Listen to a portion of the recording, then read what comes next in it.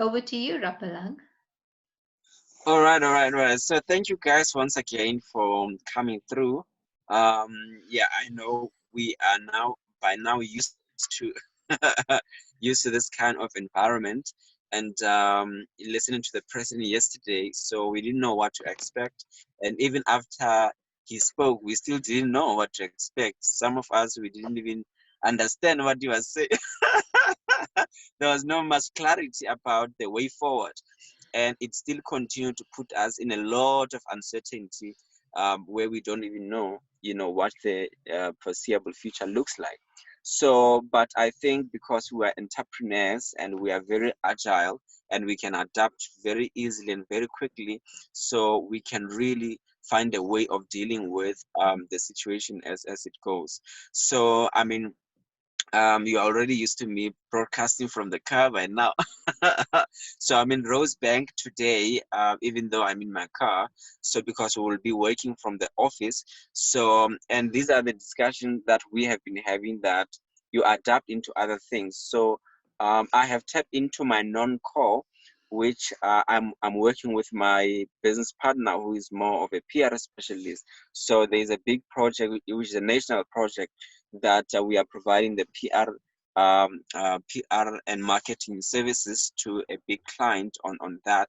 So I have also tapped into a non-core, and I think this is really setting a tone for today's session, as Jayshree will be taking us through the innovation tools and all of that, which will also enable us to think very innovatively about the crisis that we have at the moment, and making sure that we don't waste the crisis, and we are innovative in trying to adapt and being as agile as we can, and tap into our non-cores and tap into other opportunities that exist in the market. We are launching tomorrow, so I'm preparing for the big launch. It's a national program, from the Department of Health and the Health and Wellness CETA. So we are doing a huge awareness around COVID-19. So I'm involved in that project. So it's a non-core. I'm not normally in the PR and marketing space, but I had to tap into my internal resources and adapt myself into other skills that I can be able to provide to keep afloat and make sure that I keep working. So that was just to set a tone for what Jayshree is going to be taking you through today. And I believe it's going to be a great session. Jayshree needs no introduction. No Well, introduction. So I well, believe that is going to be quite a fantastic session.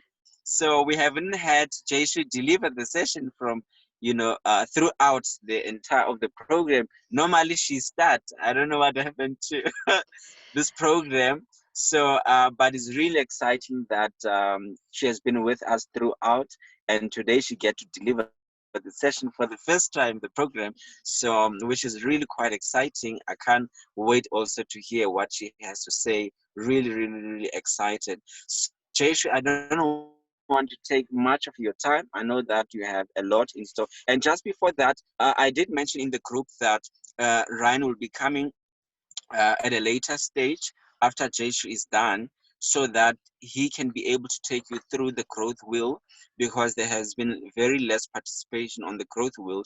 And what they want to do from the SASDEC side, they want to ensure that you populate your profile, so that they can start using that profile for the procurement linkages that they are working on right now. So they're using a standard template, which is their profile, a business profile template, to then use to those procurement officers that they will be engaging with for your businesses. But he'll be coming on later to explain all of that today. So just expect him at a later stage. And then yeah, so I don't want to take Jayshree's time right now. So Jayshree, over to you.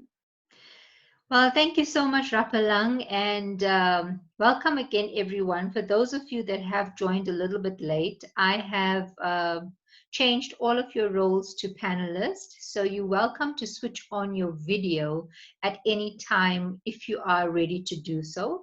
It's totally up to you, but I'd love to be able to see you when I present. Rapalang knows my presentation style. I like engaging with the individuals, but I know all of you, so I will call you by name as well. Okay, so today's session, we're going to be covering innovation tools as well as touch on design thinking. So yes, Rapalang is absolutely right. I normally start every one of our programs with innovation thinking and also just trying to do a high-level gap analysis. However, if you guys remember, this was the plan, but then we handed the session over to SASTEC to do their introduction of their platform as well as, and I thought that was also very important. But timing is everything. And if you think about it, the timing is now just perfect for a module like this. Because like Rapalang has now pivoted from a non-core service offering, and pivoting is a term that we use as well in the lean startup methodology. So many of you might know, but I'll just do an introduction of who I am from an innovation perspective. I am considered a thought leader on innovation in South Africa. And it's not because I put thought leader as part of my profile. It's because I've worked in the innovation space for close to 15 years from a country perspective. So I was part of the original working group in terms of designing the innovation framework for South Africa. We authored the National System of Innovation with the Ministry, the Department of Science and Technology, about 12 years ago, the rewrite of that National System of Innovation. And I've designed several innovation frameworks. And one of the innovation models that I've designed is called the 7 Steps model. And I normally deliver a masterclass on that to corporates. But what really excites me is how organizations are embracing innovation as well as using startups to improve their innovation stack. And when I fulfilled the role as head of incubator for Standard Bank, the role was around how do we improve the innovation stack of the bank by working with entrepreneurs and startups, which was quite a different approach to the normal. So normally, entrepreneurship and startup initiatives are funded through enterprise development. And there's a whole lot of rules and regulations around that and who can apply. But if you work with entrepreneurs with an innovation mindset, then what you're doing is embracing their innovations by pulling them into your organization. And what we found, which was more important and beneficial to the organization, was if you work with innovators and entrepreneurs with your corporate clients, because what you're then doing is you're adding value to your corporate clients by linking them to entrepreneurs. So with that said, today's session, I'm going to try and be as interactive as possible, but I also want to demystify what is this thing called innovation. A couple years ago, I was brought into an organization called Da Vinci, which is a training company, and they had just secured a client, Accenture, and they wanted to design an innovation awards program. So we then, Jay and myself, actually designed the inaugural Accenture Innovation Index Awards, which is still going today. And the adjudication framework was actually built around the 7 steps model that I have developed. So having worked in this space, and I also sit on the adjudication panel, I have been for about 7 years now of the SAB Innovation Awards program. And that prize is about just over R1 million. I think it's about 1.3 or 1.4 million now for entrepreneurs that can deliver innovations. So besides entrepreneurship, innovation is my other passion. But they work so closely together that I just see these terms used interchangeably. And my bookshelf behind me, those of you that can't see, is just filled with books on innovation and new ways of work, as well as stories of innovations and innovative people like Steve Jobs or Elon Musk or Jeff Bezos. And I encourage all of you to also embrace these stories of innovation, because you'll never know where you're going to find a model that actually gets you thinking about your business differently. So today's session is going to be fun. If we were in the classroom, it would have been even more fun. I'm just going to start sharing my screen, but I'm going to be using an iPad with our screen share. It lags sometimes, but that's okay. We're all family here. We'll forgive each other for some of these technical difficulties that we might be experiencing. However, if it's too much, I'll switch over to the PowerPoint deck, which I don't prefer using, but I'll do that as well. So let me switch over. If there's any questions, guys, as always, please use the chat function or raise your hand and I'll unmute you. And we'll do that from time to time during the session as well.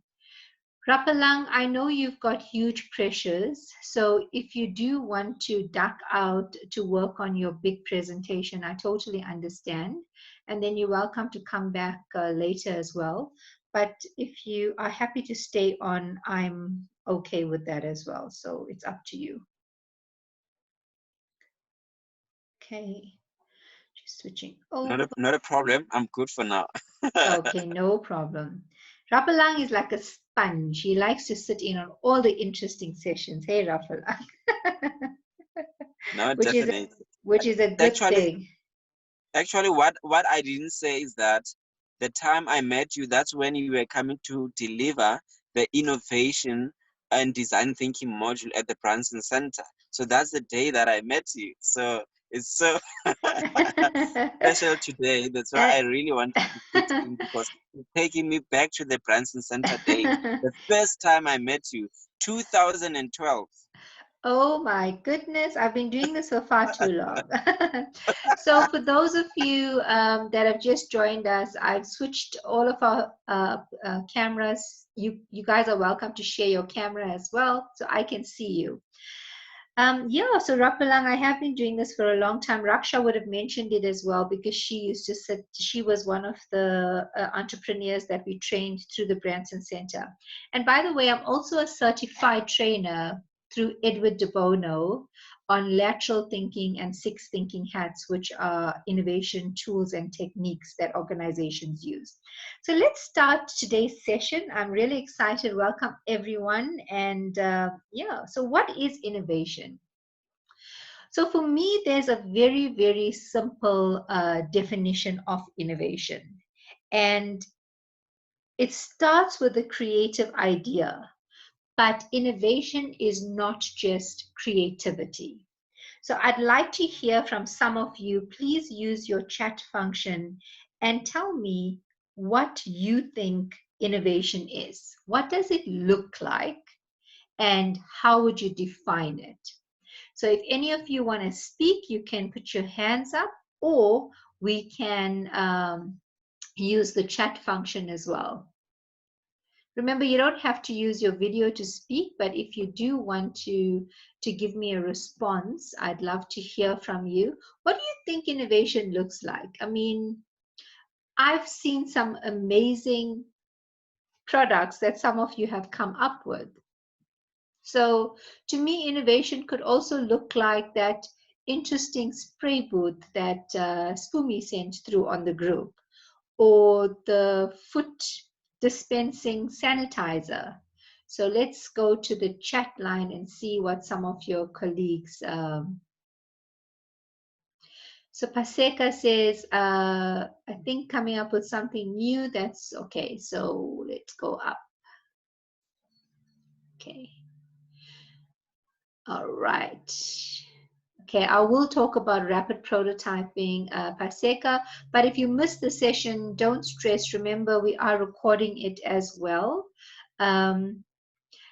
Just one moment. I just want to make sure we are recording. Rapalang, can you see the recording? Okay, yeah, we are recording. So that's great. I will share it, Paseka. So if you miss it, and remember, you can always call me and we can discuss more about that. Innovation is new ideas. As Pumi says, What does Pumi say? I think it's also adapting to change. Innovation is new ideas, coming up with something new. Okay. What do you think it looks like, everybody? So if you had to close your eyes and picture innovation, what does it look like? A product, a service. Tell me something that you've seen that looks like innovation. Finding new ways to address current issues. Yes. Okay. So here's my, okay, I'm going to just minimize the chat for a little bit. Okay. So innovation, very often we get individuals telling us, oh, well, innovation is, it's a funnel where you take all of your ideas and then you come up with best practice ideas. Or innovation is something really futuristic. Or innovation is the light bulb moment. But when I think about innovation, I think about real products and services that address some of the challenges we're facing.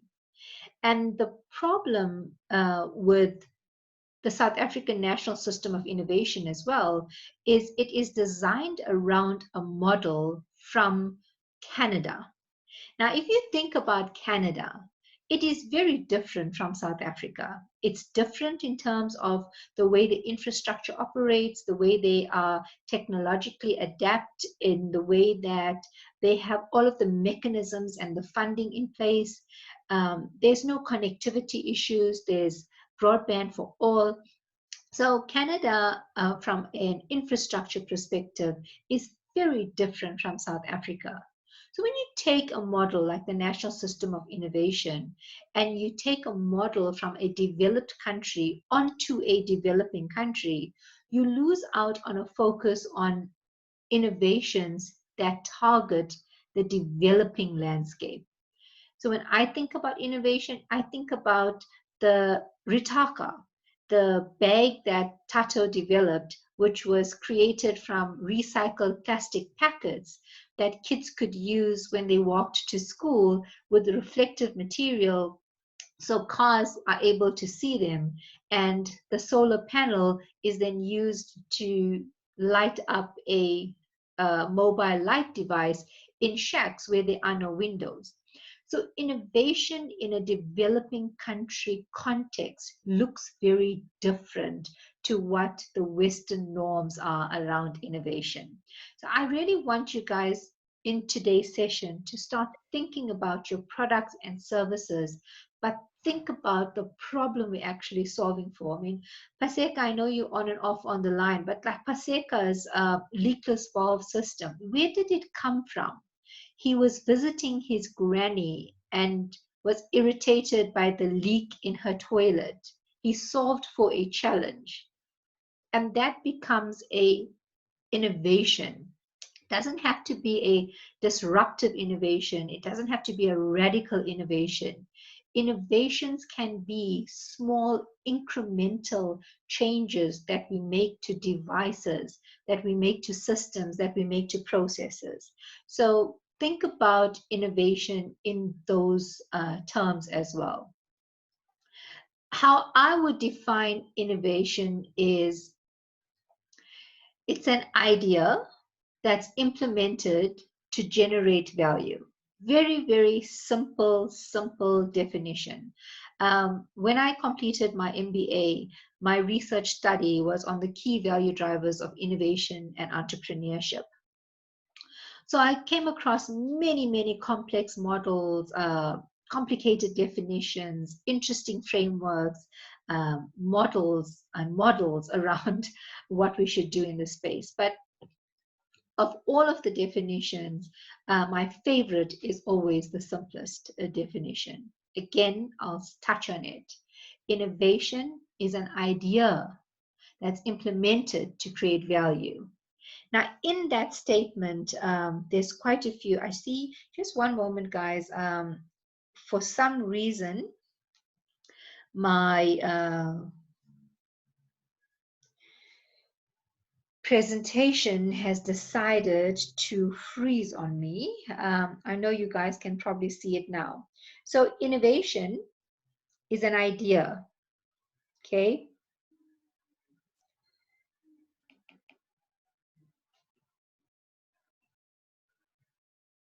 Okay, so you come up with an idea, but how do you come up with that idea? In order to come up with that idea, you've got to have some level of creativity. And some of you have mentioned this already, where you've got to have creativity in order to come up with an idea. Now, creativity, people say, oh, but I'm not creative. Naturally, I'm just not creative.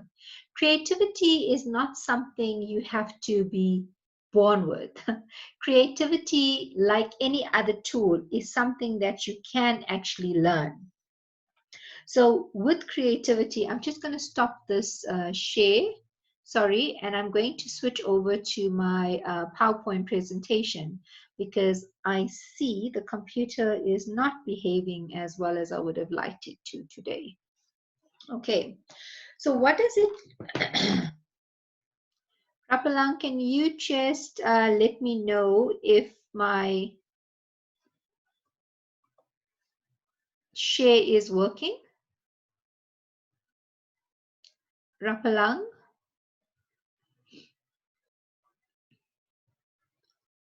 Okay, I can see you now.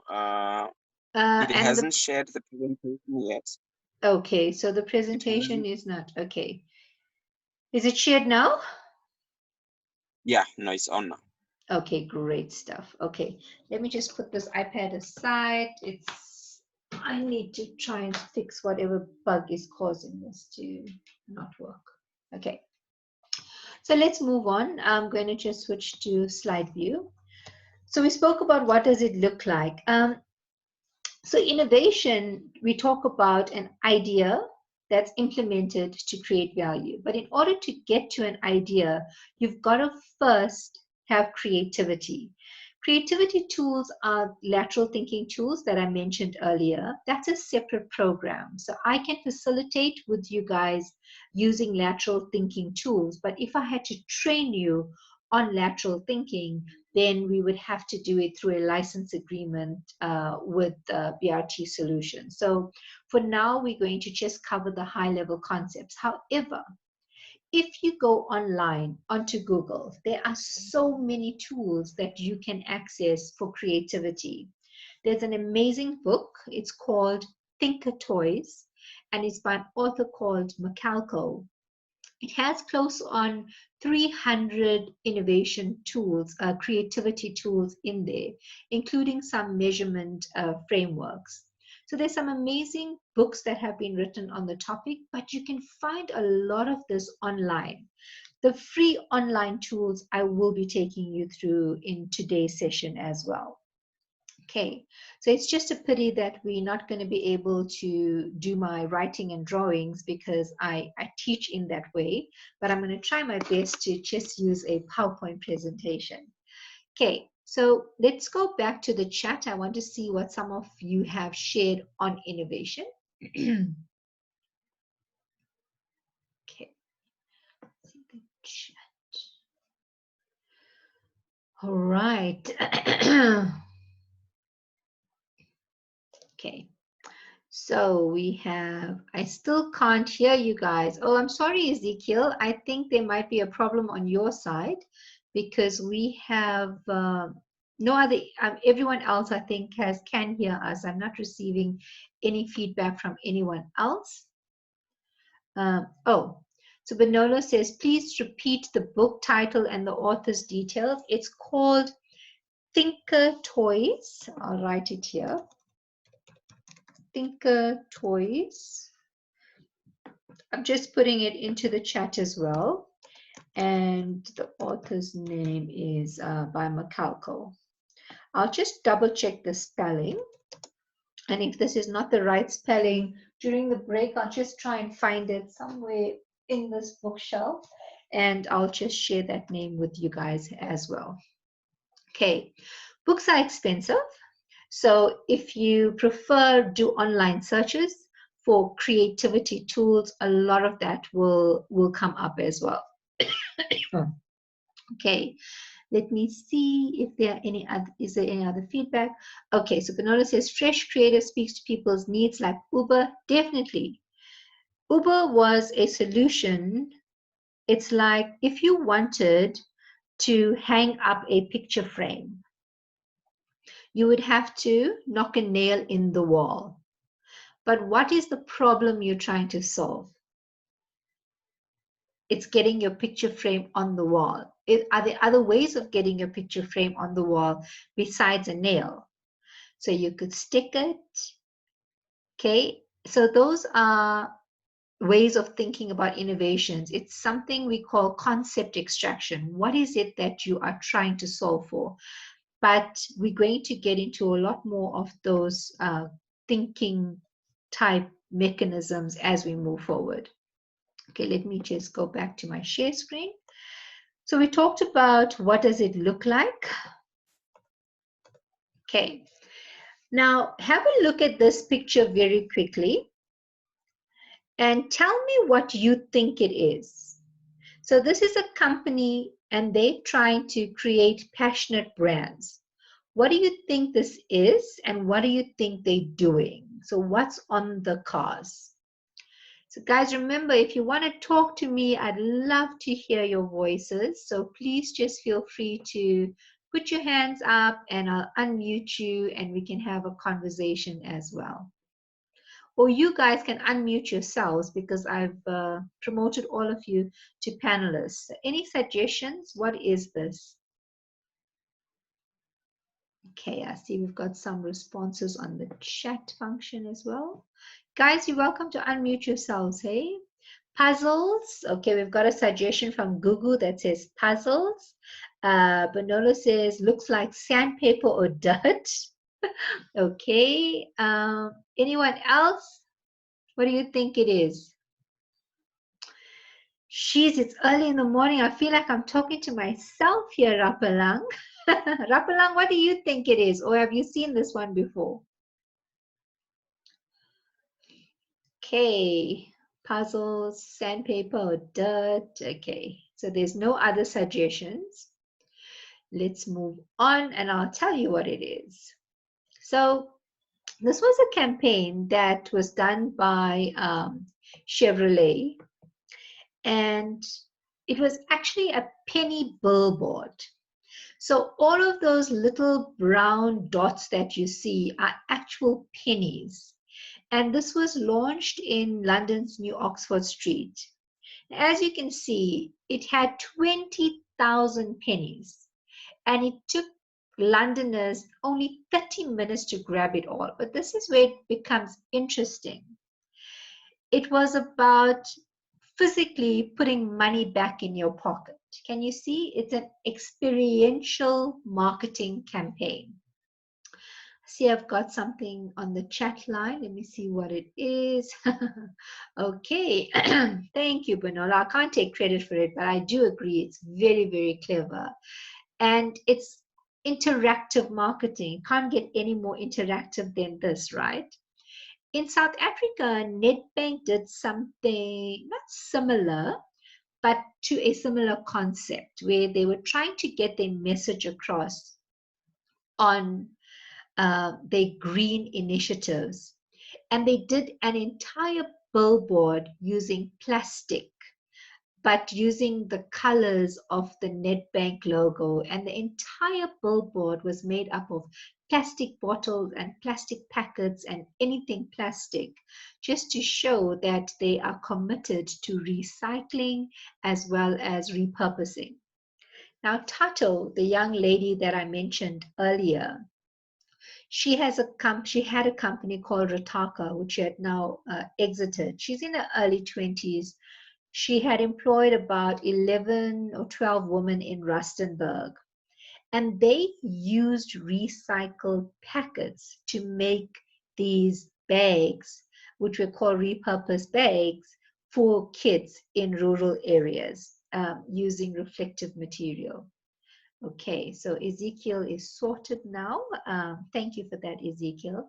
So let's move on. I mean, can you guys think of any other marketing campaigns that are really innovative and shows commitment from the company towards what they're trying to achieve and that being reflected in their branding?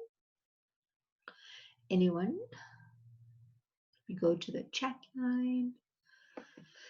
Okay. So there aren't any comments on that. Let's move on. Okay.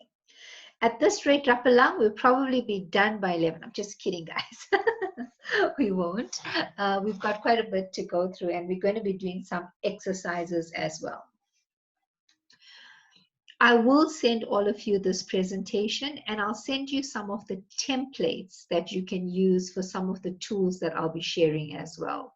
So it's just those, unfortunately, for those of you that are viewing this as a recorded session, if you do want to access those tools, you'll have to pop us an email on info@yiedi.co.za.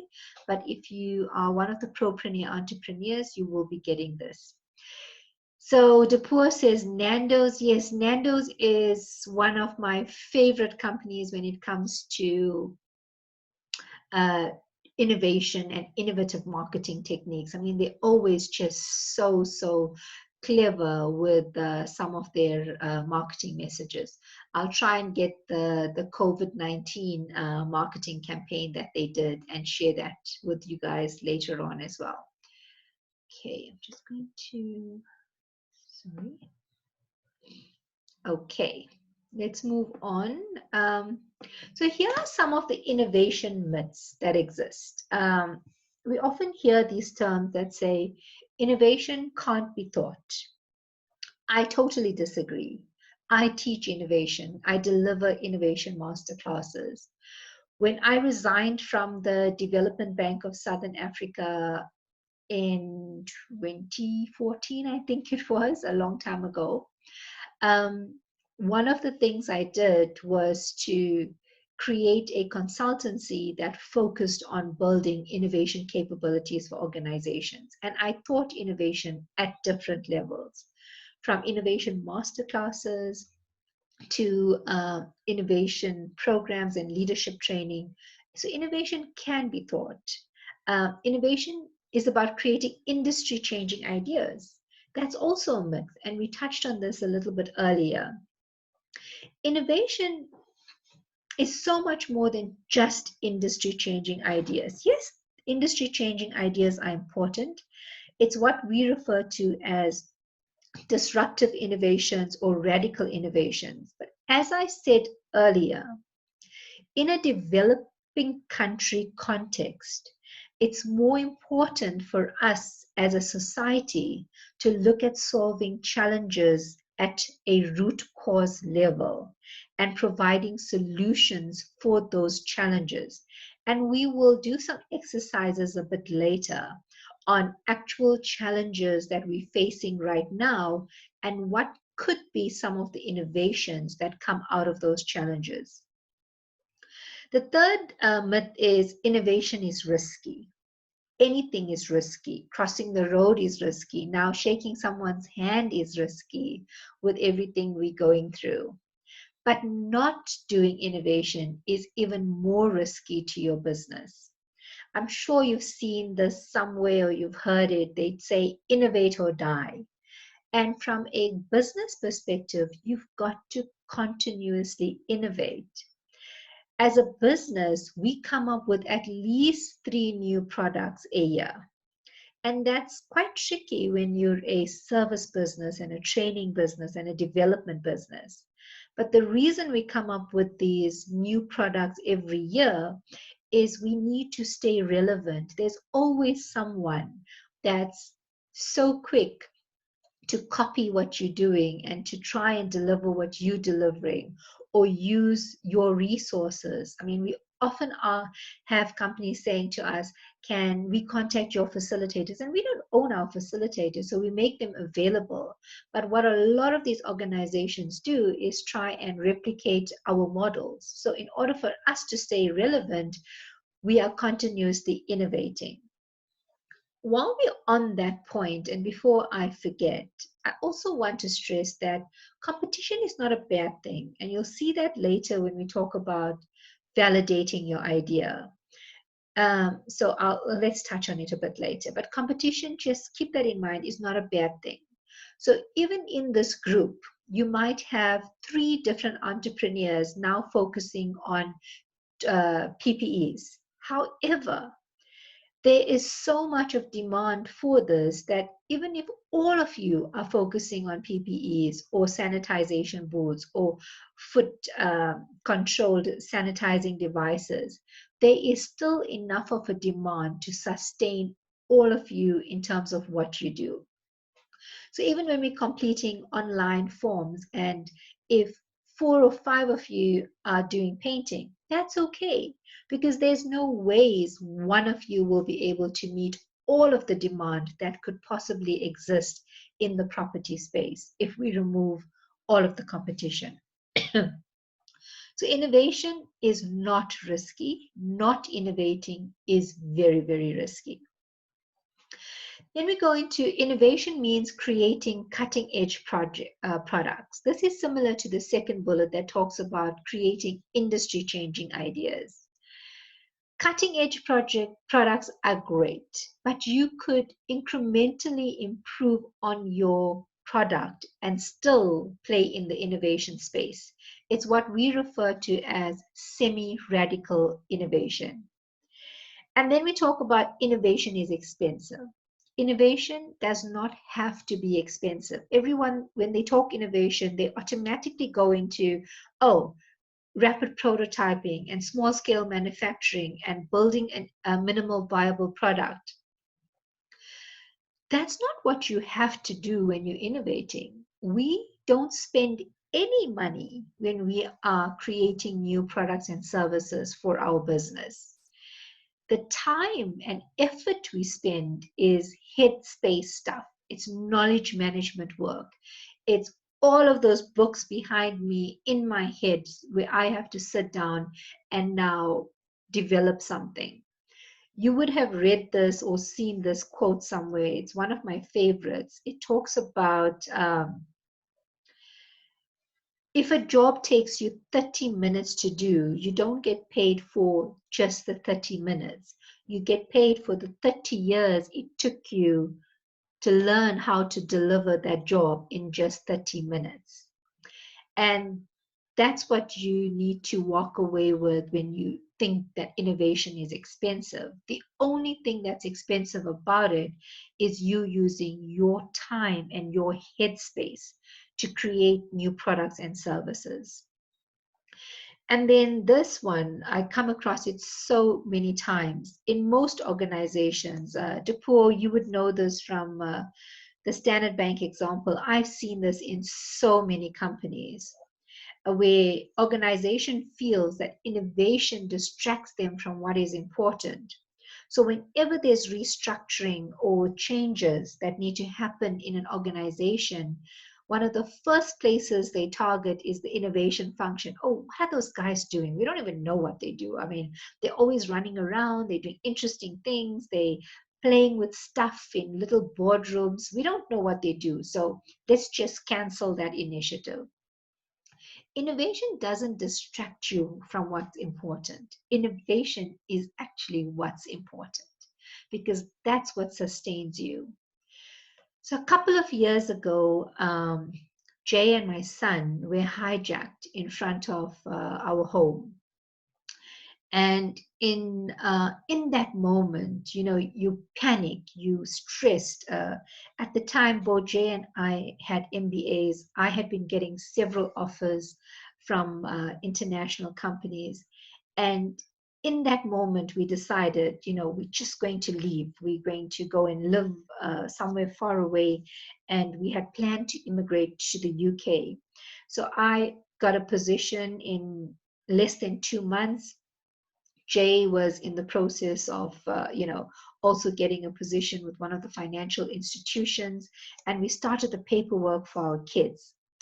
And it's kind of crazy now when you think about it, because in that spur of the moment, you actually decide this is it. I'm actually leaving, and I took up a innovation position in an international consultancy, and I went there during December to actually deliver some programs and meet the teams and find a place to live and schools for the kids. And in that moment, I realized that this is actually a challenge, and a challenge can actually be solved. So if you have a challenge, my challenge was safety, and it's what can I do about safety? And we then decided, okay, instead of being as drastic as we were, because it was cold as hell, I didn't feel comfortable being there, in December, and having the thought of this could be my life.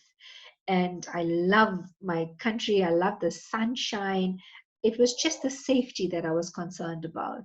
So, what we then decided to do, and the kids' paperwork was taking too long, it was the Olympics in the UK, and there was just a backlog. We always joke, I had 3 pavement special dogs. So they were already ready to go before all of us. They had been chipped and they were ready to move to the UK. We came back and we really sat down and thought about what is it we need to do. And then we made some lifestyle changes. So the lifestyle changes we made was we downscaled, but then we moved. I mean, we had this huge property, but it wasn't in the safest area, had a beautiful tennis court, a swimming pool. I couldn't believe it myself. I mean, I grew up in a township where I always joke, we say we only had half a house. So we could only walk around half our house because it was those semi-detached properties in Chatsworth. And when we first bought the house, it had a tennis court, and I asked the lady, I said, "Is that our tennis court, or can anyone use it?" And she said to me, "Anyone can use it." And it's a funny story because the tennis court had a different type of fence around it. So I honestly thought it was a public space that anyone could use. And when I found out that it was part of the property, I said to Jay, "Oh, I've got to buy this house," because I could see the kids playing in it, but it wasn't safe. So we now live in a secure estate. The property size is much smaller, but it is much, much safer. So if you look at innovation as a challenge solving exercise, you can solve any challenge. I mean, we solved our challenge of being concerned about safety by just thinking about what else could we do. And it takes effort, it takes planning. So take the time to think about what you need to do. And this last point, in terms of an innovation myth perspective, is about giving mavericks the freedom to run wild. Often people would say, "Oh, you're such a maverick," and they don't say it in a complimenting terms. It's like, "Oh, you are actually a thorn in my side," especially when you're working in corporate. But as entrepreneurs as well, innovation is our playground because we don't have the constraints that large corporates have. We are able to actually innovate when and as we need to. Entrepreneurs also have the advantage of inherently running agile businesses. And agile businesses means you can change your business model to suit the challenges that you are experiencing.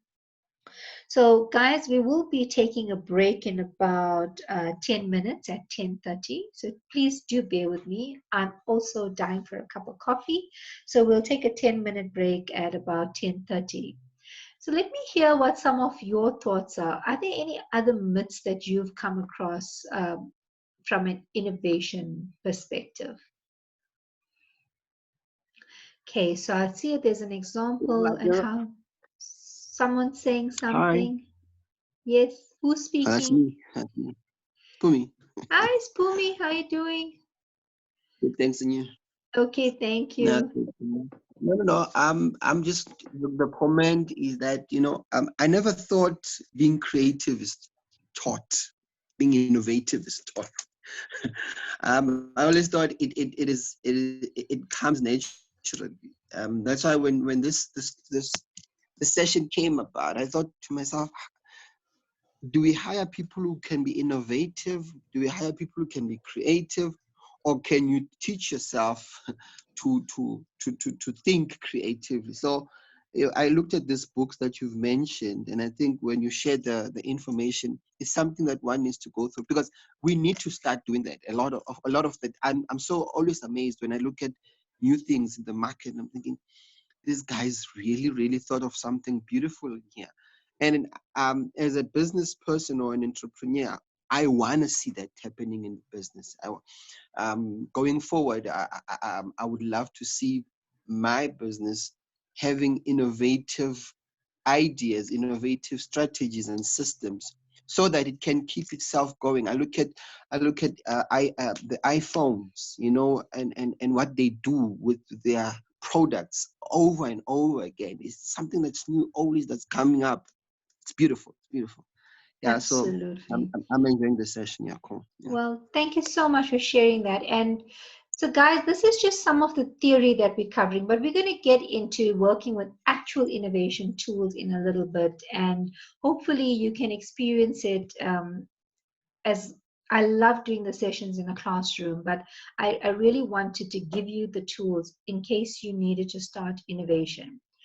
Okay, so Dipur, you couldn't be more right. Innovation is from the young generation only.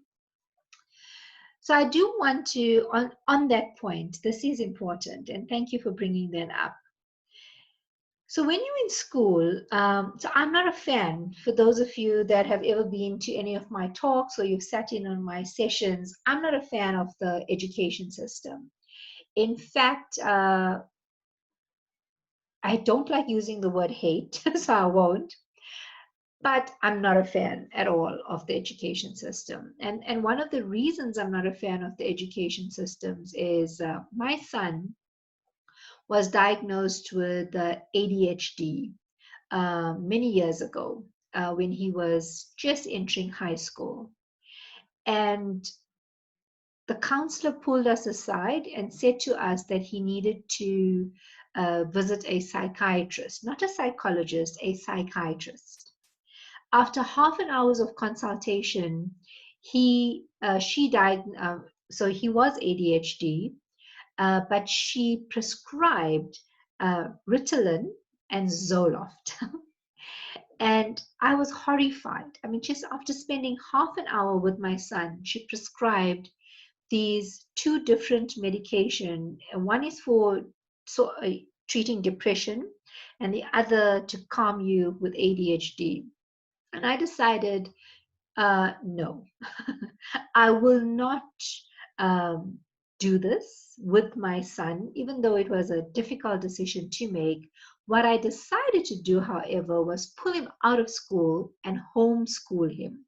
Not me personally. We hired a tutor and we set up a classroom environment. And what that did was allow him just a couple of years to work at his own pace and speed up when he needed to and slow down when he needed to. And he did this. And the reason I was able to do that and make that decision was because I know that any challenge can actually be solved using alternative ways of doing it. So the school system doesn't teach you how to think, it teaches you how not to think. In any case, he went through homeschooling. He actually managed to gain a year because he was able to get through content very fast. And that helped us put him back into the normal schooling system. And he then completed his formal schooling. But he's never ever been comfortable in this traditional environment because I have kids that continuously challenge, that are continuously being creative, that are continuously wanting to do things very differently because that's what we encourage as well. And because the school system doesn't teach you how to think, they teach you how not to think. It kills your creativity. So as you get older, Dipur, and everyone else, as you get older, you don't want to color out of the box, because in school they tell you color inside the box. You don't want to give alternative answers because the school system tells you that there is only one answer for a problem. So Kaushan, my son, when he would do a math solution, he would look at the question and come up with the answer, but he could never tell you what those steps were that the school prescribed he needed to get to, because a lot of the marks are on the formulas that are used. So he could tell you the answer, but he's working it out in his head. And I don't know how his mind works. So that's the challenges we face. So when you think about it, the younger you are, the more creative you are, because the system hasn't pulled everything out of you. But the older you get, you lose that creativity because your mind is conditioned to think in a certain way.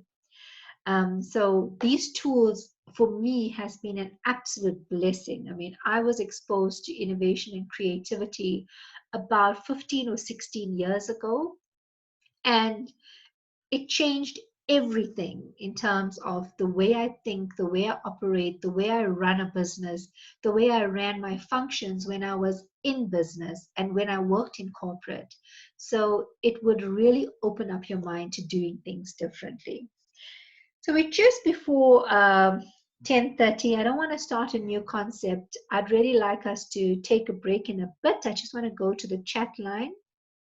So Peter says, I was thinking that being innovative is for certain people. So Peter, this is exactly what we've been chatting about. Innovation is actually for everyone. You know, they also say, oh, I'm not an artist because I can't paint. And you must have this talent, but you can teach people how to paint. You can teach them some techniques. Yes, you get, my daughter is naturally, she's an amazing artist. I mean, she comes up with such beautiful pieces. My son, on the other hand, can't paint to save his life, but now he's dating a girl who loves to paint. And the other day he painted something, and I was like, oh my goodness. And he was like, no, she taught me how to do it. So it's fascinating what you can actually learn if you just put your mind to it. But you've got to open yourself up to embracing new ways of thinking, new ways of work, and saying, I am teachable. So with that, let's break. I don't know if Rapalang is still with us, but that's okay. Let's break from now until 22:11. So let's try and aim to be back at 10:40. And I'll see you guys in a little bit. Just gonna pause. Welcome back, everyone. So I hope you enjoyed your break. Let's move on. I'm going to just share the screen again. Remember, use the chat function as much as you need to. And if there's any questions you have in between, let's get those answered as well.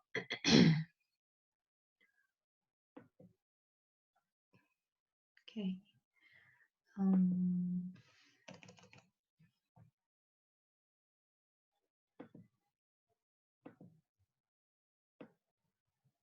Okay. All right. So we covered the innovation myths. I just want to touch on the 7 steps model that I mentioned earlier. Let me just go to presentation view. So this is the 7 steps model. And although we presented quite a bit in corporates, I do think that there's value in startups and entrepreneurs embracing this model as well. I have seen it working in some startups, especially pieces of it. So you don't have to focus on all 7 steps, but there are some of the steps that are absolutely critical to engaging innovation within your company. And even if it's just you in your company, or if you have 1 other or 2 other resources, there still has to be a strategy. I mean, Jay spent quite a bit of time with you on strategy, and the next time Jay engages with you, it will be face-to-face. The strategy module is something that I want us to try and deliver face-to-face, but if we really struggle, then we will deliver that online as well. So with innovation, if your output is innovation, you've got to first start with what is the strategy? What is the strategic direction? What's that North Star? What is it that everyone in your organization needs to achieve? Or what do you need to achieve? And then, if there are more than one, and some of you do have staff members, in order to get innovation right, there has to be leadership commitment. And leadership commitment has to come from the top. So, either at a CEO level or at a senior management level, who's the person that's driving the innovation focus? Now, financial backing is quite interesting. In large corporates, we talk to them about allocating a percentage of their budget to operationalize the strategy around innovation. Because what is a budget? It's a tool to operationalize your strategy. So if innovation is part of your strategy and you've got the leadership commitment, you should have a budget that you can unlock for innovation. Now, we spoke about this. Innovation doesn't always require money. So you may want to unlock a percentage of your time to innovate. Time equates to money, and that's your financial commitment to unlocking innovation. You would have noticed with everything happening around COVID-19, there have been several competitions for innovative new products and services that can help deal with COVID-19. I mean, the bank approached us to ask for your details to look for products and services to help them address COVID-19. So financial backing is important, that you take the time to look at what to innovate within your business. Champions and ambassadors is not necessary when you're an entrepreneur, because you are the champion of innovation. However, if you have more than 10 staff members, you can allocate innovation as a responsibility to one or two of them as well. So they can continuously search for new products and services. They can scan the environment and look at trends that are happening within your space and work of business. They are individuals that become the custodians for the innovation information, not for the innovation function, but more in terms of highlighting what needs to be focused on. This is where we're at now. It's step number 5, and that's tools and training. What are the tools that I need to help me become more creative? What are the tools that I can use to help me generate new business, to change my business model? Jay introduced you to the business model canvas. We also refer to something called business model innovation. And what that means is you take your business model canvas, you select a piece of it, and you innovate extensively around that piece. What do I mean? So if you are servicing the tourism, no, you won't be servicing the tourism industry. If you are servicing the government sector and your clients, so your key clients, are the government sector, you will go in there and you'll look at those clients and find innovative solutions and products just for those clients. So you choose one piece of it. If you look at the revenue piece of your business model, you will then innovate around what are alternative revenue streams. Like Rapalang said, he's moved out of his core to now start delivering other products and services. What other revenue streams can you generate? So tools and training, you will start looking at some of your other tools that you've learned during the course of this program and start applying innovation over that. Reward and recognition. In large organizations, we encourage them to either reward or recognize. As entrepreneurs, you can do the same. You could say, if you come up with a new product or service, I'll share in the revenue with you. So you could say to your staff members, I'll share 5% of whatever we make with you if you come up with a new product or service and we land a new client using that product and service. So reward, and you can do this for suppliers, you can do this for community members, you can do this with friends and family. Use them to also draw business in and provide reward and recognition processes and systems. And then lastly, idea management. Ideas are a dime a dozen. Lots of people come up with ideas. I have at least 10 ideas every day, but very few of those ideas actually get implemented. I told you, we only launch about 3 to 4 innovations a year. So of all the thousands of ideas that I may have, only 3 are implemented, which means then there are only 3 innovations. So where do all these ideas go? You should have a central repository that you store these ideas.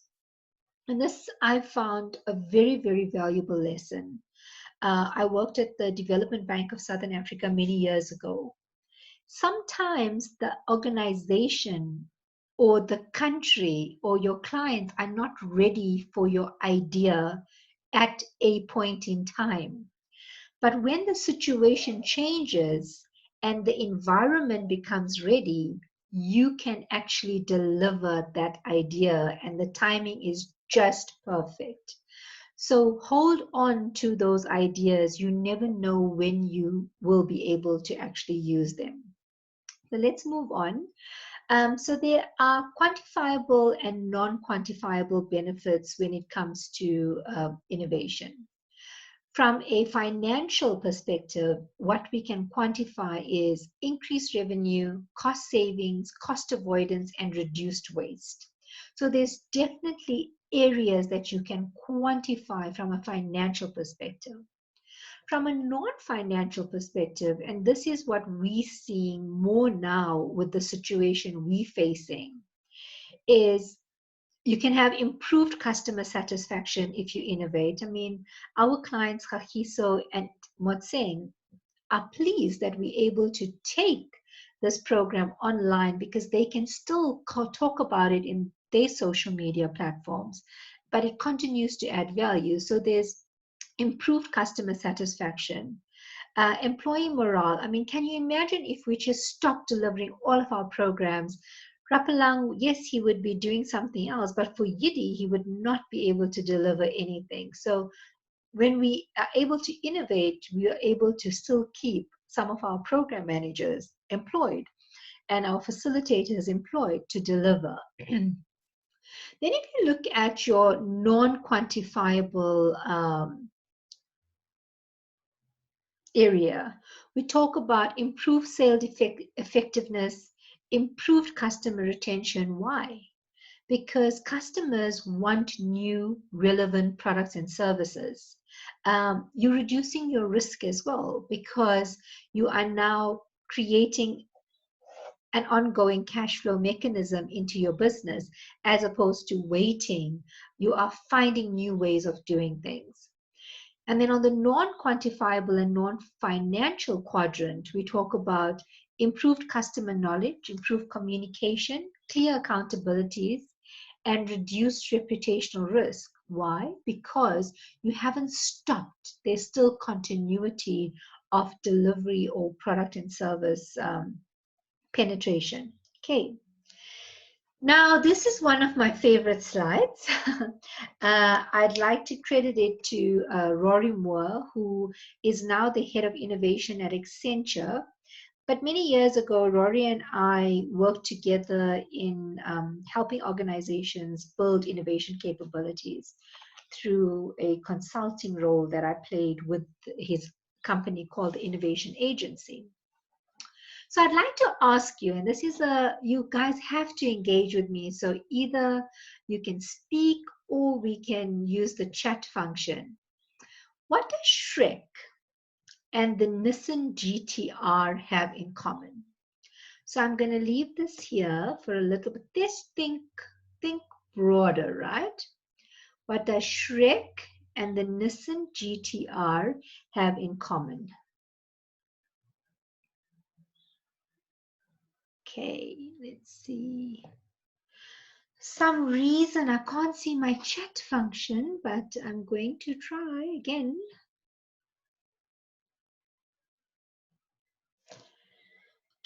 think it's somewhere here. It's just behind all the stuff. Okay.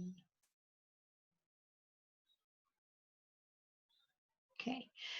The question is, what does Shrek and the GTR have in common?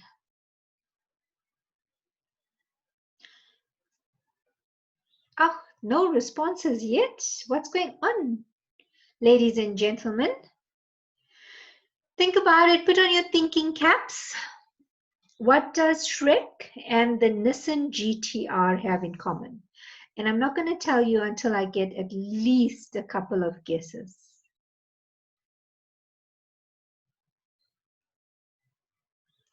Aha. So Benolo says Shrek's ears looks like the exhaust pipe. Safiso says his ears are like mirrors, his eyes like the tail lamps. Very, very interesting. I actually have Shrek somewhere here. Let me get him.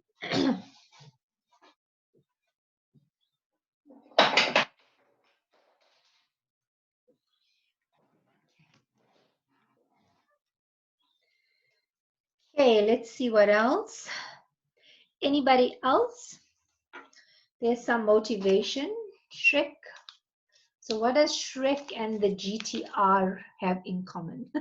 Don't worry, I don't have toys. It's one of the props that we use in our training program. Anybody? Remember, you can unmute as well. Okay. No one else. Let me tell you what they have in common. Okay, I'll wait for a couple more.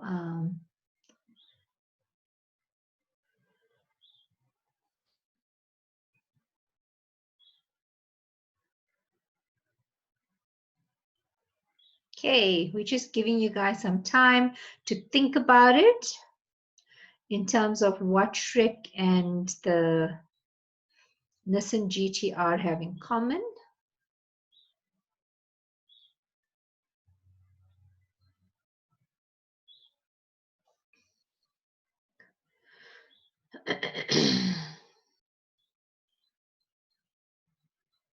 Okay.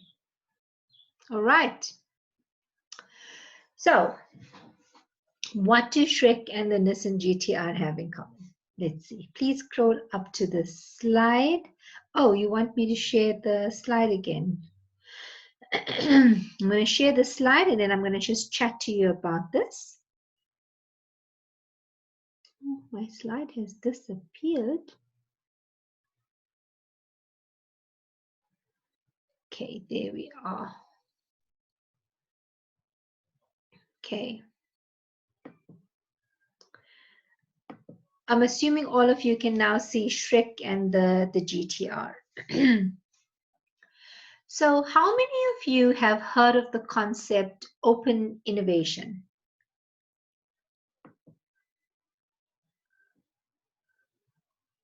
Open innovation?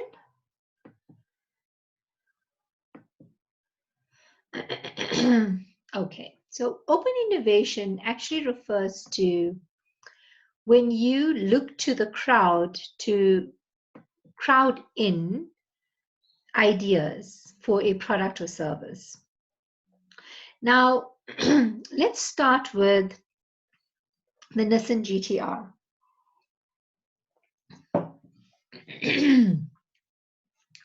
The Nissan GTR is one of the vehicles that you use when you play video games.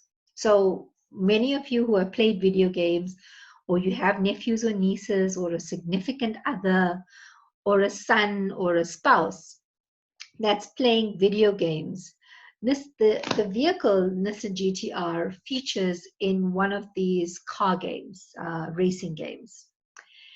And what happens is when you play a video game, you now don't just play a video game using the computer. You play a video game on the computer with people all around the world, or just next door, or a friend or a family, and you play these games online. Now, what happens when you start playing a game online? It's something we refer to as big data collection. So every time you make changes to the vehicle, every time you go around a corner and you change the city to look very different to what it is, and every time you change the color or you modify the exhaust pipes or you put in a couple more exhaust pipes, all of that is what's collected as part of the big data collection. Now, what do you think companies do with that data? Just think about that for a moment while we talk about Shrek. Now, Shrek is an ogre, but before Shrek, if I asked you, what does an ogre look like? I mean, everyone would have given me different views, right? I mean, I used to read bedtime stories for my kids, and in these books, there were different pictures of ogres, and every ogre looked very different from the other. So the company actually went to the public, the production company, and said, tell us what an ogre looks like. And they didn't just go to little kids, they went to everyone. So little kids and big kids and adults, old people could all contribute to what does an ogre look like. And all that information was collected, and all of that artist's images were collected, and Shrek the ogre was created. And he's such a loved character. He's ugly as hell, but he resonates with individuals because people like you and me created him. In the same way that most video games are played, so most video games, the connected video games and the online video games and the subscription-based video games are played by people between the age ranges of 27 and 38. So in that 11-year window is where most of the revenue is generated for online video games. And guess what?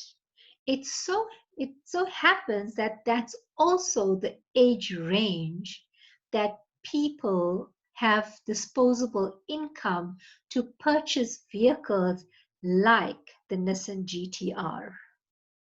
So when an individual in that age range walks past a car dealership and sees this beautiful Nissan GT-R, they would say something like, oh my gosh, this car talks to me.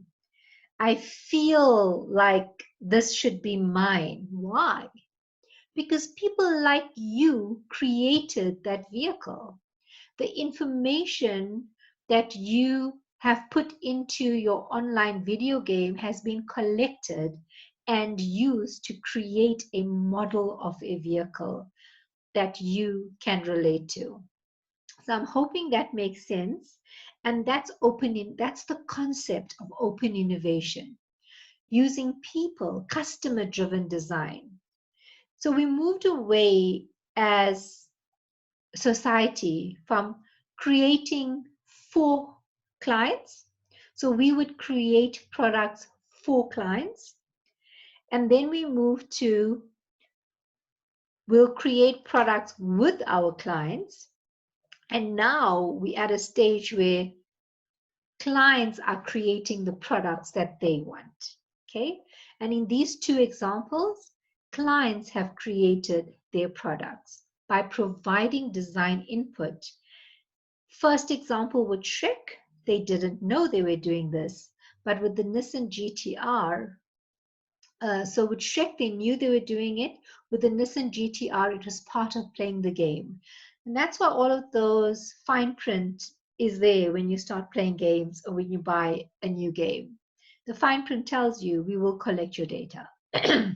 Most platforms, most online platforms do. Okay, so let me just move to the chat. I would like to unmute you guys, or please unmute and give me your thoughts on this example, please.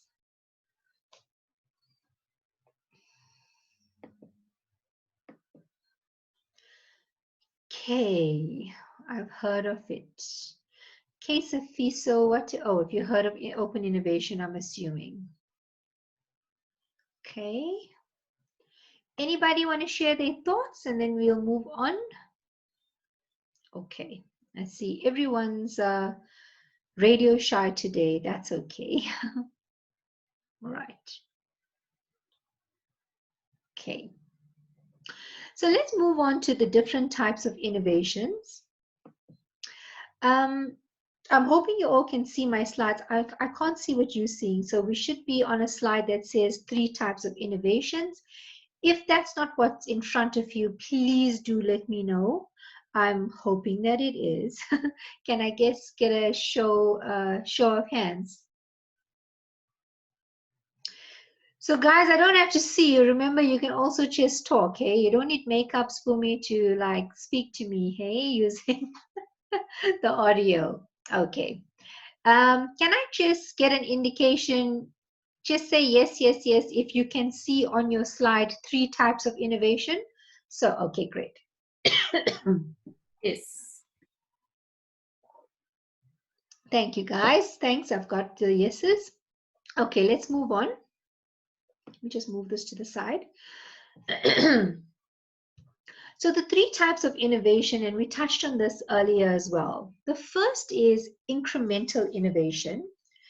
And you'll find with a lot of your products and services, you will be focusing on incremental innovation. And that's okay. Even in large corporates, 60 to 70% of their focus is on incremental innovation, because these small incremental changes actually results in millions of rands in savings or revenue generation. So when you have a known market, so someone that you know you're selling to with a product you're already selling, and you make small changes, that's the first quadrant, which is incremental innovation. The second, the next 2, which is with a new market, but a known technology, is what we refer to as semi-radical innovation. Or you could have a new technology and a known market is also semi-radical innovation. So let me give you examples of these. So for example, the tuk-tuks that were introduced in Sandton. Does anyone know what market that they were trying? Because it's a known technology. So just think of the tuk-tuk as a known technology. It exists. People have been using tuk-tuks on beachfronts and promenades, and they use it a lot in a country like India to travel around. So that's a known technology. It exists. But they were targeting a very new market in Sandton. And I sat in on the original presentation to the IDC by the company that was bringing in these tuk-tuks. Can anyone tell me who is the market that they were targeting? Okay, we see Caltrain users, varsity students. So this company was very specific. And we're going to talk about this a bit later on. I hope we don't run out of time. But if we do, guys, we'll set up another session, because I really want us to understand some of these concepts that we're sharing today. Okay, so Caltrain users, very close, Benolo. But what type of Caltrain user? Who was it? Which one of those users do you think they were targeting? Okay. Businessmen and women. Okay, so you're getting very close. So the answer is they were targeting business women in heels. Now think about this for a moment. And I've lived and worked, as I mentioned, in the UK for a while. And they, traveling on the train and on the tube is just common practice. Everyone does it. But they're very different to the way South Africans travel. South African women are beautiful women. They step out of their home looking beautiful. They get onto public transport looking beautiful, and they get to the office looking beautiful. In the UK, you can't recognize the person that's traveling on the train because they're wearing their snow boots, a really big jacket, a hat, and a scarf. And when they get to their office, they get into the bathroom, they remove their snow boots, they remove their jackets, they remove their scarves, and they remove their hats, and they are now beautiful businesswomen in heels. South African women, even though they were taking the Gau train, would still get onto the Gau train with heels. But for those of you that have worked in Sandton, you know that those streets in Sandton are heel breakers because the cobblestones and the paving is just filled with little holes and places where your heel can get caught and just break off. So that was the target market, women in heels. So that's a new known technology, but for a new market. And that's semi-radical innovation. So that's one of the ways. There's nothing preventing you from focusing on semi-radical innovation as a business. You could start looking at new known technologies that exist outside of South Africa, outside of the country, outside of the continent, but see how you could deliver that to a new market. And the second example of semi-radical innovation is when you have a known market, but a new technology. And that could be examples like Pick and Pay, where with Pick and Pay, when they introduced, you can now draw money from the tills. So you've got a known market, the market exists, but a new technology. I think someone's sound is switched on. If there's Smanga, your sound is switched on. You're welcome to contribute to the discussion, but if you're not, can I please ask you to? Okay, I have muted you, so that's okay. All right. So let's move on. So that's semi-radical innovation, and the example I was sharing with you on this quadrant that refers to new technology. Okay, just let me get my mouse. Okay, so if you're looking at semi-radical innovation here, the example I was sharing with you is Pick and Pay, where you could now draw cash from the tills. It's a known market. It's customers that are coming into Pick and Pay, but you're giving them a new technology, the ability to draw money from the till. What does that do for Pick and Pay? It reduces the amount of cash they carry. So it reduces their bank fees because they don't have to bank as much, but it's offering a value-added service to customers who can now draw at the till point. And then the last quadrant is here. It's where we talk about radical innovation. And every company wants to focus on radical innovation. So when I consult in the space of innovation, a client will tell me, we want disruptive innovation. We want radical products and services. We want to cross the chasm. And you know they've done a Google search the day before. You know that they have been speaking to someone in the space of innovation, and now this is what they want. But the truth is, radical innovations are few and far between, and it's not as easy to come up with radical innovations. I mean, even Uber is not a radical innovation. People have been using car services in the forms of taxis. It's actually a semi-radical innovation, okay? It's both a semi-radical innovation. It's in new markets because you're targeting small kids that parents book their Ubers for them. And you are also targeting known markets where you're offering them a new way of servicing their needs, getting from point A to point B. How? Using an Uber and then building an app around that. So those are the three types of innovation. We're now going to just move on. Okay. I'm going to share these slides with you. So if I'm Moving past a couple, don't stress. You'll be getting the full slide deck so you can read through some of the others. I do want us to take some time on the tools, so I'm just getting through some of the theory a bit quickly. These are some of the challenges facing innovation as well. Okay, so this we're not going to move on. This is something that I do want to touch on. Creating an environment that stimulates innovation. If you want your company to be more innovative, you need to know three things. Why should we be more innovative? So you've got to answer this question for yourself.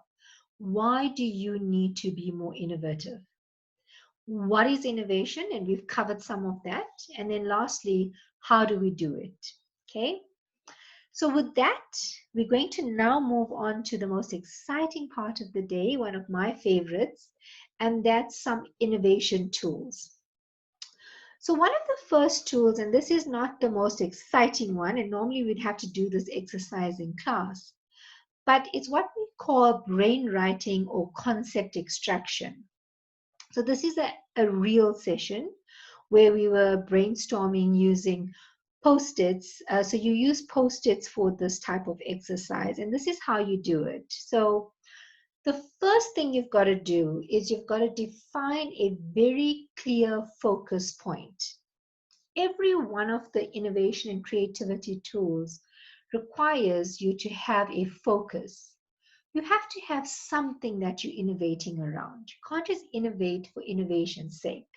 So you've got to define what is your focus statement. For example, you could have said, I need to create new product and services for COVID-19. Or you could say, I need to create a new product and service for the mining industry. You've got to be very specific. Remember, new product or service for women in heels. That's talking about being specific. So you have to have limits when you're doing this exercise. So for example, I would say to you, you have 3 minutes to give me 3 ideas, 1 idea per post-it. So you've got to be very specific about your times as well. You've got to have a way to vote on ideas, and how can you generate a new focus as well. So this is the technique, and this is an actual exercise run at the CSIR, and one of them was run at the IDC. So if you look at the first bubble, you give everyone post-its and you allocate a minimum and maximum number of thoughts, 1 thought per post-it. So for example, you would say to individuals, give me new ideas for mining. Now, some of you might say, but I'm just one person in my business, so this doesn't make sense. Remember, we're now in an age where we crowd in ideas, not just from our staff, but we can do this with our clients. We can do this with our suppliers. We can do this with friends and family. And you guys can do it with each other, which means get together in groups, even virtually, and brainstorm these type of concepts. So these are brainstorming techniques. So you would give them 5 minutes to write 1 thought per post-it. Then the second step is where everyone places their post-its on a board of brown paper. And there are online tools to now start doing this, as I mentioned as well. So you place the post-its where everyone can see it, and then you get everyone to actually view the post-its. So view what everyone else has written. The problem that we find in ideation and in strategy is not so much that people don't understand it, it's that they can't see themselves in it. So if you really want to get your client to buy into what you are trying to deliver, get them to contribute to creating the picture. So everyone views it, which means they all feel like they are part of this, even though they may not have written it. And then you get them to start moving it around so that they start grouping them into what we call clusters. Clusters is where you get a grouping of ideas. Now you're moving away from just an idea to a cluster. Clusters are closer to concepts, implementable solutions, because it's not just one person saying something, it's a group of people saying something similar, which means there is a need to solve for it at that level. So you can select a person on step 4 to facilitate and name each cluster. So for example, if you were looking for new property solutions for the mining industry, and someone said, okay, let's use our manufacturing capability to focus on PPEs. And then someone else said, instead of just purchasing hard hats for us, let's purchase hard hats for the mining industry. And let's create protective clothing gear because we can do that using some of our capabilities. So all of that will fall under protective clothing or protective workwear. So that becomes a cluster, and you would name that protective workwear. On the 5th step, voting, and this is really, really important, and we normally use a red dot to vote. So I've purchased a box of stickers. They have tiny red dots in them. They're not the ones I use on my forehead, for any of you that are wondering. They're a sticker dot. And so everyone votes, but you don't vote at an idea level. So you don't vote at the number 1 level. You vote at the concept level. So what is that concept? So someone would say, okay, I vote for protective clothing. And everyone gets a certain number of votes. So if you have 10 or 12 concepts, everyone gets 3 votes. They can use their vote on 3 separate concepts. They cannot use all 3 votes on one concept. And that's to prevent people from influencing others, as well as favoring just their idea clusters as well. So they have to vote on separate concepts. And then you just tally the votes. Whichever concepts gets the most amount of votes, those are the concepts you take to the next level, and you start generating implementable ideas. And as you can see, they can be quite serious concepts and the focus statement. So this focus statement was, how do we invest in capacity development? And I can't see which one received the most amount of votes, but if you just look at the visual on your bottom right hand corner, you can see the first one clearly has received the most amount of votes. So that shows everyone in this group, all of us have contributed to the bigger picture. All of us have moved stuff around. All of us have voted, and we had the same number of votes. And now we buy into the strategy, and whatever this idea is that we can convert into an innovation, everybody understands it and accepts it. Are there any questions before we move on to the next tool? Any questions or any comments? You're welcome to unmute. Hi, Rapalang. Are there? Yeah, I'm there. I just wanted to ask something there, Jish, on the, you find that sometimes people are working as a team and the contribution of ideas is always a challenge where some people may be.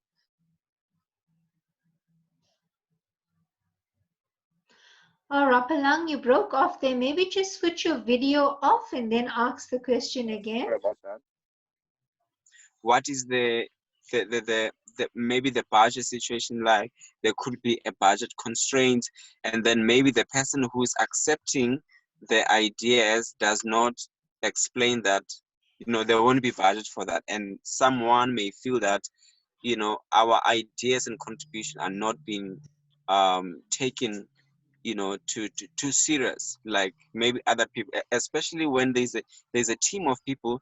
There are other people that would feel that some people they get listened to the most, some people they don't get listened to the most. So there is the way people are being considered according to their order of importance at some point.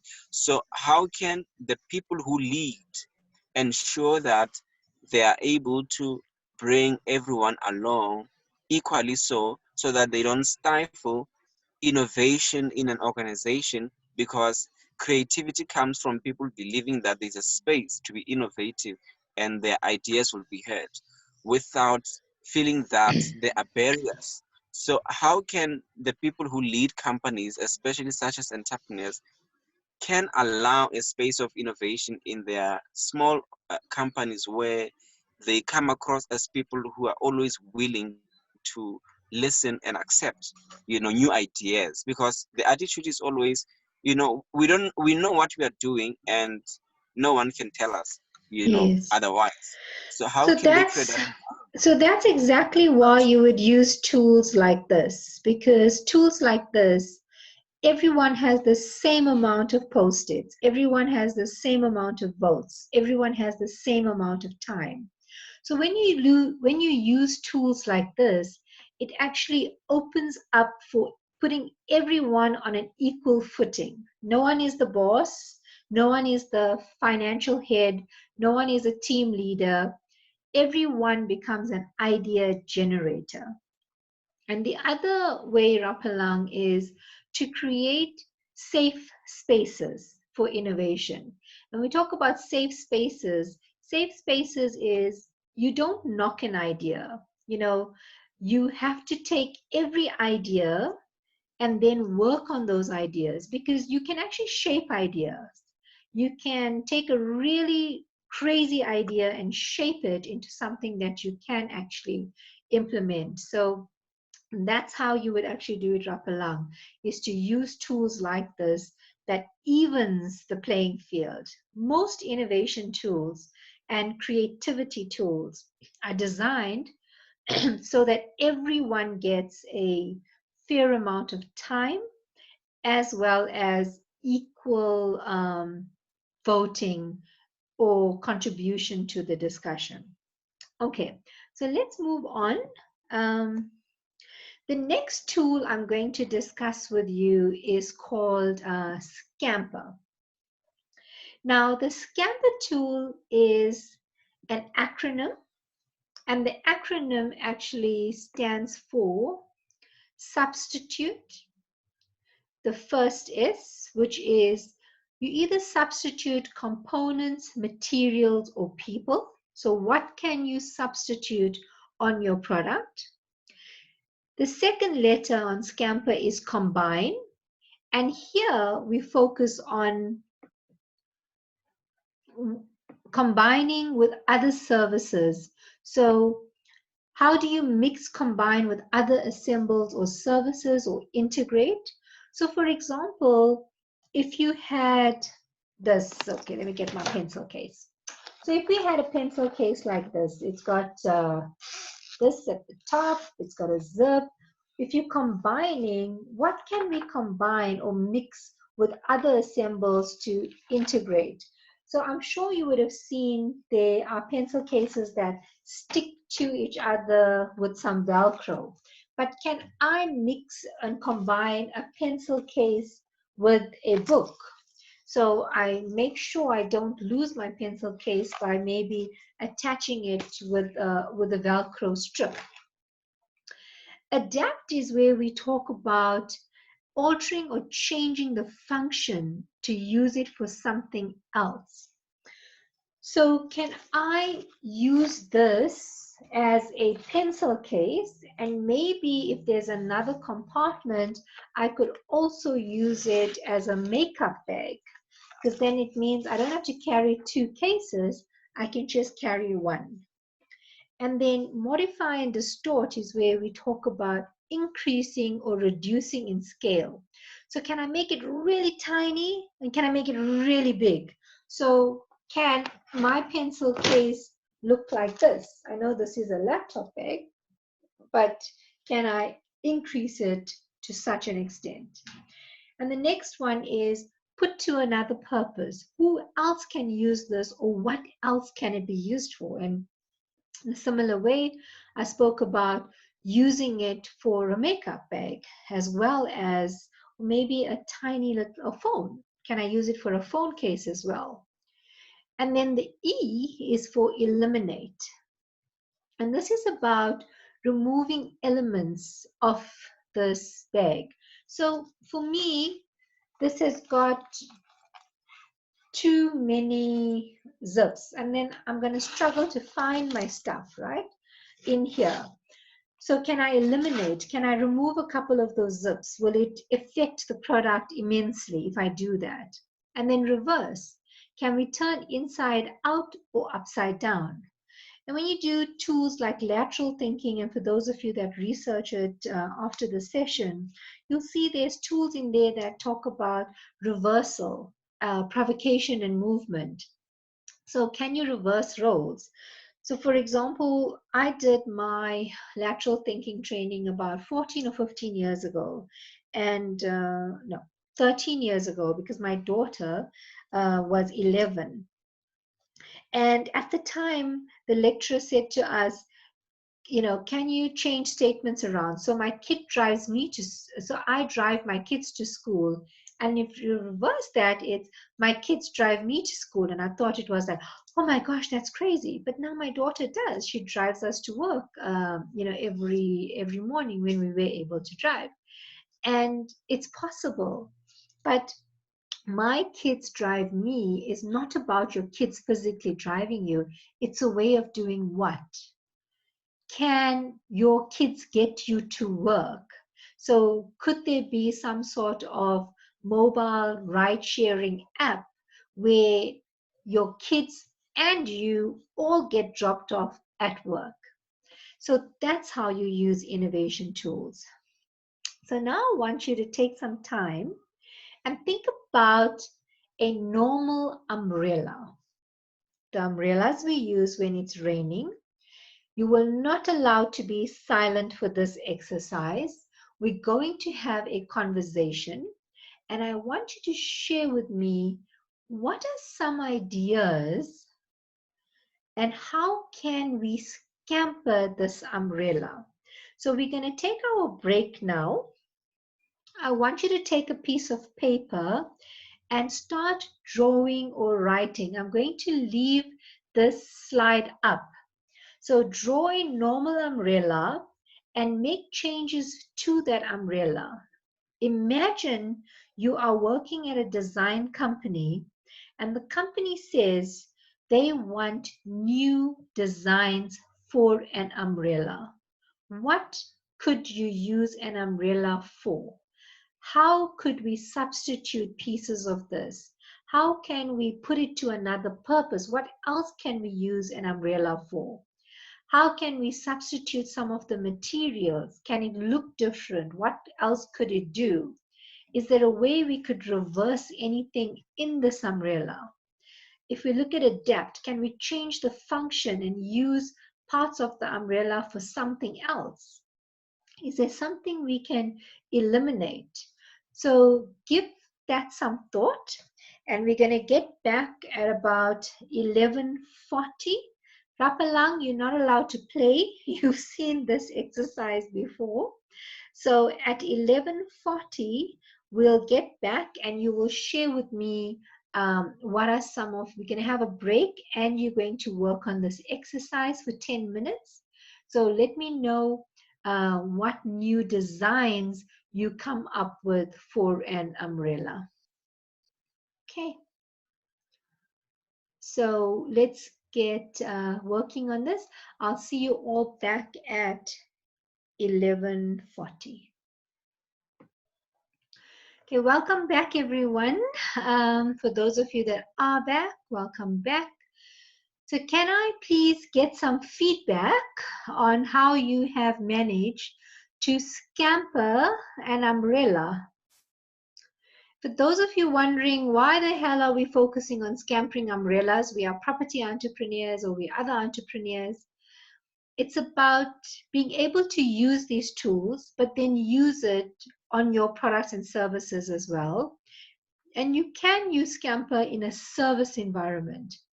I recently ran a program for a group of banking clients where they were focusing on design, we were focusing on entrepreneurship and design thinking. And this was a risk and compliance area. We used this tool to actually scamper an entire process within risk and compliance in terms of reporting and what they could actually change from a business perspective. So all you do is, for a service business, you map out the entire process using visual aids or just little drawings, or even write out what the process is, put that on a whiteboard or a surface, and then use this tool to eliminate waste in the system, to reverse something, to put it to another use. So you can use this in a service environment. With another banking client, a couple of years ago, we mapped out the entire home loan process. And that was about 113 steps that a client had to go through in order to access a home loan. So we scampered an entire home loans process to bring it down to much fewer steps using this type of tool. So with that said, let's get some feedback, guys. Please unmute and tell me how you've made changes to the umbrella. So I'm going to ask for some of you to give feedback as well. So Umpo, can I have some feedback? Or Gugu, can I have feedback on what you have done with your umbrella? And what does your new umbrella look like after you've scampered it? Or if there's any other individuals that want to share with us, please feel free to unmute and share that. Hi again. Hi, who's speaking? Spoomy. Spoomy. Yes. Okay, Spoomy, what have you done with your umbrella? I've realized an umbrella. Firstly, we use an umbrella for event. Let's say you have there's rain. Okay, you lose an umbrella to protect you against the rain. But we can also use an umbrella for a purpose like to protect you against the sun. So you can take an umbrella when you want to protect yourself against sun. So a climate of a rainy season can also be, we can also use it on a sunny day. But on a sunny day, I've seen umbrella are used not only to protect the sun, but they're also used for marketing. So you can put an umbrella in an event. An umbrella can be utilized to bring a certain message. You can write a message on an umbrella that people who are in the event, or people who are in the picnic setup, or people who came to a funeral, people who came to a particular gathering, can read the message. So it sends the message, it protects against the sun, and can also market a certain product or a certain business, or I'll give a certain message. Yeah, if I may put it, a certain message. So yeah, umbrella for me can be utilized for that as well, and be used. Yeah, that's a few contribution. Yeah. Thank you, Spoomy. So thank you so much for that. So I really want you guys to also start thinking really out of the box. So what else can you use an umbrella for? Or what's a new design for an umbrella? Something fun and different. Bonolo, I see you've unmuted. Do you want to share with us? Hi, yeah. So I've turned mine upside down and I've made it a chandelier. Ah, very, very nice. That's very, very creative. I've never heard that one before, Bonolo, and I've been doing this exercise for many, many years. So well done. Anything else that you want to do with your umbrella? No, that's pretty much it. Dipuo? Yes, I think similar to Bonolo, I've also turned mine upside down. And instead of refraining from rain, to collect the rainwater. Ah, very, very nice. Thank you for that. Sifiso, I see you've unmuted. Is there anything you want to share? Yes, also similar to what you just mentioned, if you turn it upside down, you can collect water and use it as a vase for flowers or a flower bed, where you can put your flowers in there and then it can collect water. Also, I've adapted it to use it as a walking stick as well. Hey, you stole my idea. You see, stealing ideas is very, very common. Hey, it's okay. When you use tools like this, you'll find lots of people come up with similar types of ideas as well. Gugu, is that what you Yeah. wanted to say as well? I looked at all like the different, obviously, the acronyms for that, and I was like, okay, for combine, I would add feathers. That would just make it a little more interesting and identifiable and make it different for anyone else, so that when it's not an umbrella, it can also be used as a prop. When I'm dressed up, it's just a fashion accessory. And then for adapt, I said I'd rather have two handles, only because sometimes when you're holding an umbrella, it can be very heavy. So if it has two handles, I think it would help to distribute the weight and make it less heavy. So you're looking for something like an umbrella. And I Yeah. want to go with this, Gugu, because it's important, and I'll show you some examples in a little bit, right? Mm-hmm. So if you look at what Gugu is saying, she wants two handles because an umbrella can be heavy to hold. So if we extract a concept from that, what is she trying to do? She wants an umbrella that you don't have to hold, okay? Or holding an umbrella is heavy, so what else can she do so that an umbrella is not heavy? And I want you to think about that when I take you through some of the examples. I just want to take one or two more comments. Smanga, you had unmuted. Is there something you want to add? Hi. Hi. Can you hear me? Yes. Okay, sure. So my umbrella is a environmentally friendly umbrella that's used primarily, well, it's designed primarily for women. First of all, I removed the steel bits, that when you open that's those chrome bits, and I changed them into recycled plastic parts. And then in front, added a taser, because you never, so you'll never know what's on the street. So just in terms of protecting yourself. Yeah. Okay, so you've made your umbrella a weapon as well. Yes. Great stuff. I like the way you think, eh? Okay, so let me show you some of the examples, and remember Gugu's comments as well, right? So if you look at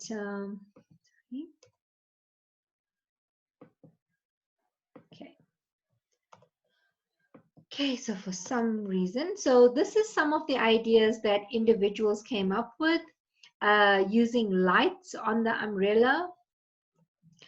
Now, Gugu, look at this umbrella. It's not an umbrella, it's a raincoat, but it serves the same purpose as an umbrella, but you don't have to hold it. So this is, if you extracted the concept, so if you take an idea, remember I said to you, you can shape an idea. So you take the idea of having two handles, but then you ask yourself the question, this is a way of doing what? It's a way of having an umbrella that's not heavy. What ideas can I generate for an umbrella that's not heavy or that I don't have to hold with my hands? And this is one of those ideas. Then if you look at this idea, Smanga, you're not the only one, but people have looked at how can you take these umbrellas and actually turn them into weapons. And here I know it's a bit crazy. There's a sword, there's a gun, but taser is about protecting yourself, right? So the concept of your idea is how can I use an umbrella to protect myself? And then that example will come up as well. And then lastly, this was an idea around as I walk, maybe my umbrella can generate, it can also act as a fan.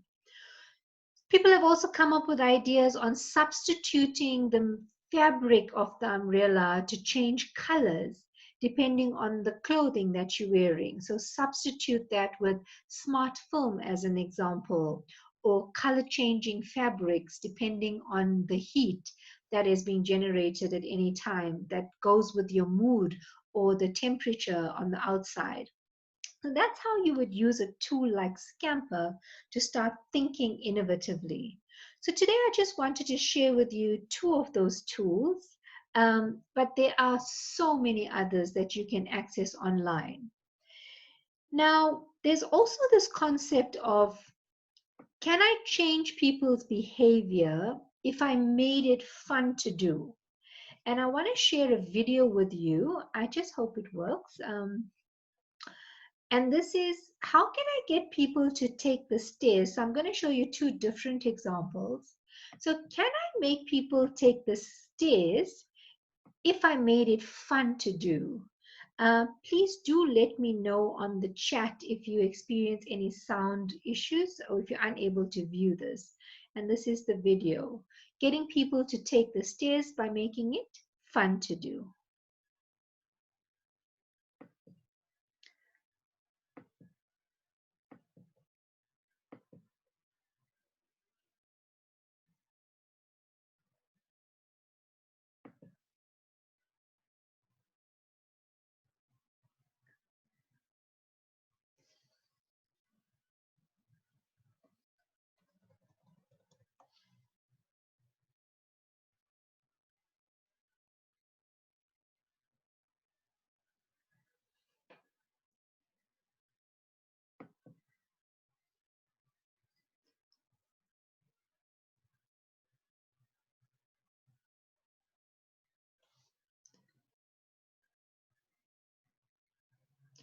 Are you guys able to hear the sound, I'm hoping? We can't hear the sound. Oh, that's such a pity. Let me stop the share and see what's going on. Okay.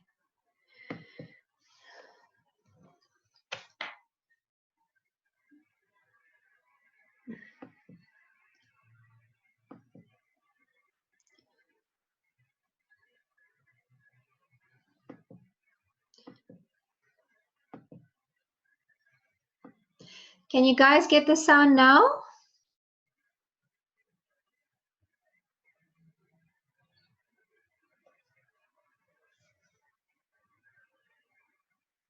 There's still no sound from my Still no sound. side. Okay. Okay, guys, I think we're having some technical difficulties, but I'm going to share these video clips with you and see why I'm not getting the sound right as well. Okay.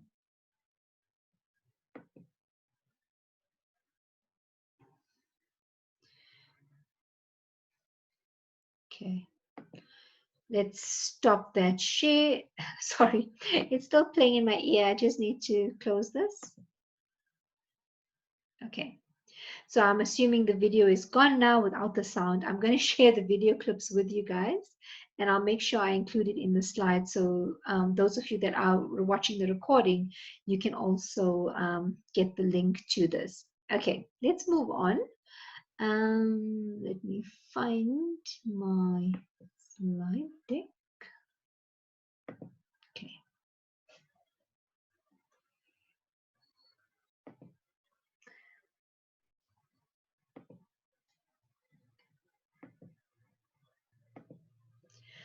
Right. So I'm just going to move further down. Okay.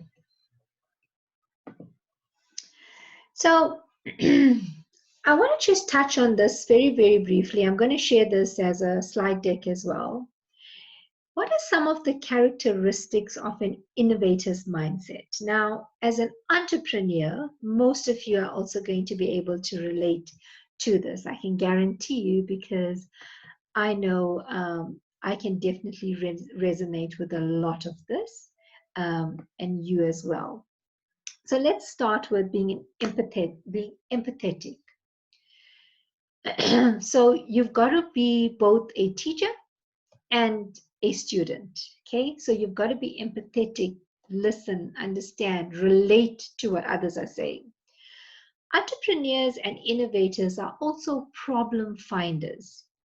And we've done some of this today. We start with the question, what is it that you're actually trying to solve for? What is that focus? Every challenge, I mean, challenges is what drives you as an entrepreneur. It's what helps you develop new products and services. If you're not solving a challenge, you're not innovating.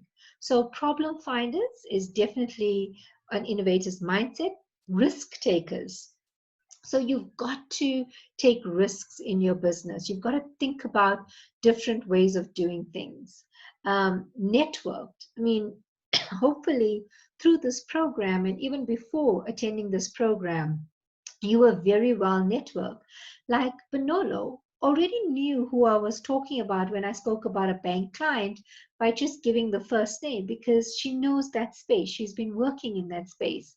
So being networked is really important. And now your network has expanded to include the leadership from Kahiso, from Sastet, from Motseng, very well connected individuals. So being networked, and that's why I keep on pushing for you guys to really grow and work on your LinkedIn profiles and increase that network.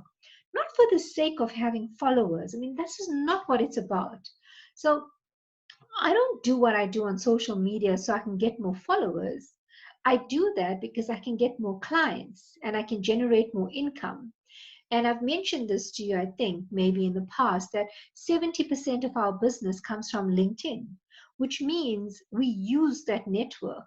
There's a saying that says your network becomes your net worth, because there is value attached to your network. How do you leverage that value? And then being observant, absolutely critical to look at what's happening, spot the trends. You know that we are now facing challenging times with COVID-19.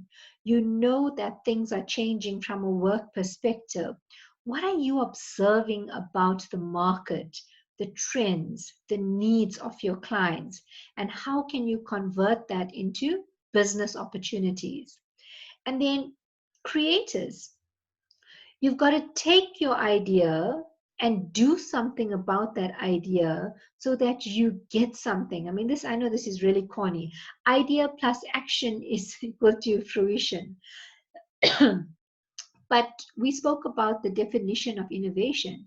It's an idea implemented. So the action of implementation gives you an innovation. You could have ideas like, Spango could have an idea about putting a taser in front of the umbrella. But unless he took that idea and did something with it, it would always just be an idea in his head.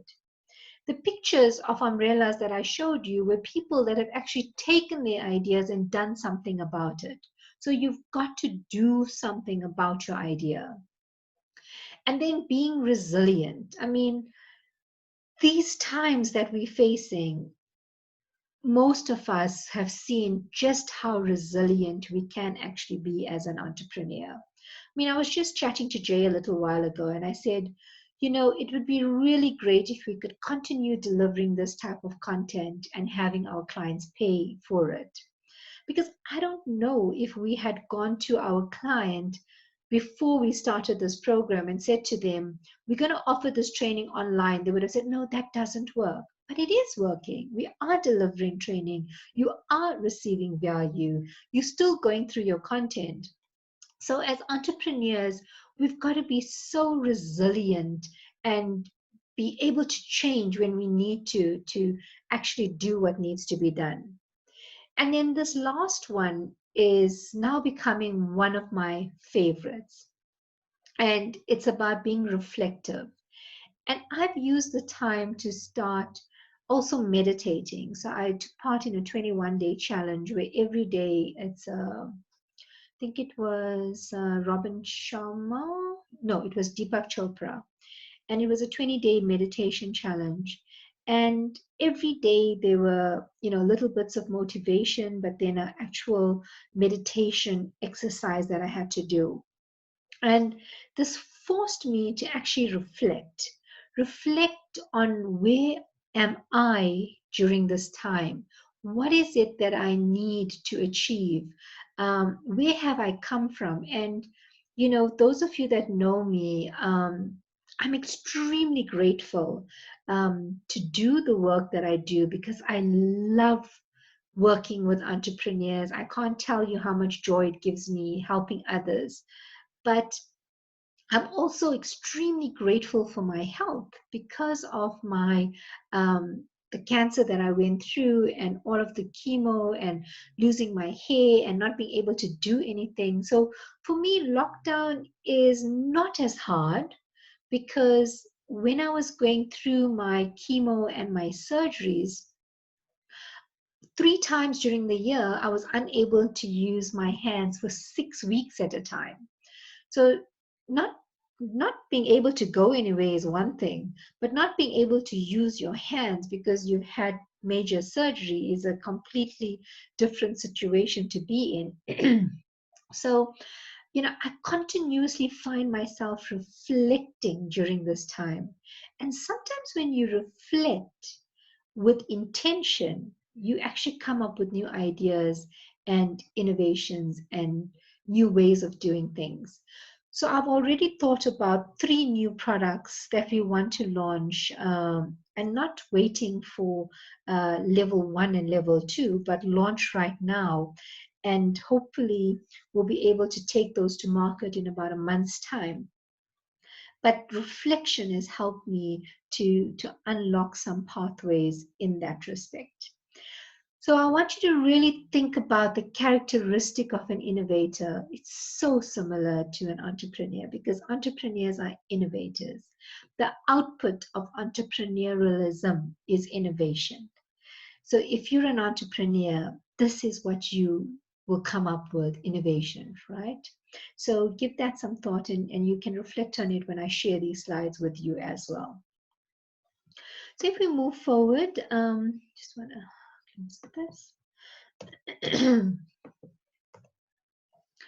So some of the aha moments, and some of us say, oh, but you know what, I'm too old to innovate. Oh, it's past my time. I have to hire someone to think about this. Just consider some of these thoughts, right? And there's someone here. I think it might be another slide, but let's go through some of this. I mean, like the example of the founder of KFC, the founder of McDonald's. They weren't in their 20s or 30s. They were much older when they came up with some of these breakthrough ideas and innovations.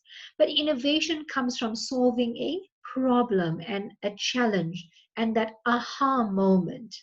So I'm sure some of you have read this on your screens while I'm chatting. But Brian Chesky, Airbnb founder, he rented his air mattress and he made cash. And then he founded and started Airbnb. If you look at, the instant noodle inventor, he saw people lining up for soup on a cold day, and he invented the instant noodles. Okay. And then Steve Jobs, everyone loves Apple, and we spoke about it earlier, as Pumi mentioned it earlier. He wanted a computer interface as pretty as the calligraphy on his college campus posters. And anything that you say about Apple, but they really, really take their time and effort into creating really pretty products, experiential products. My daughter's So she inherited my old MacBook Pro, and after 12 years, it finally gave up. It just wouldn't connect to Wi-Fi. So we decided to go and get her a MacBook Pro.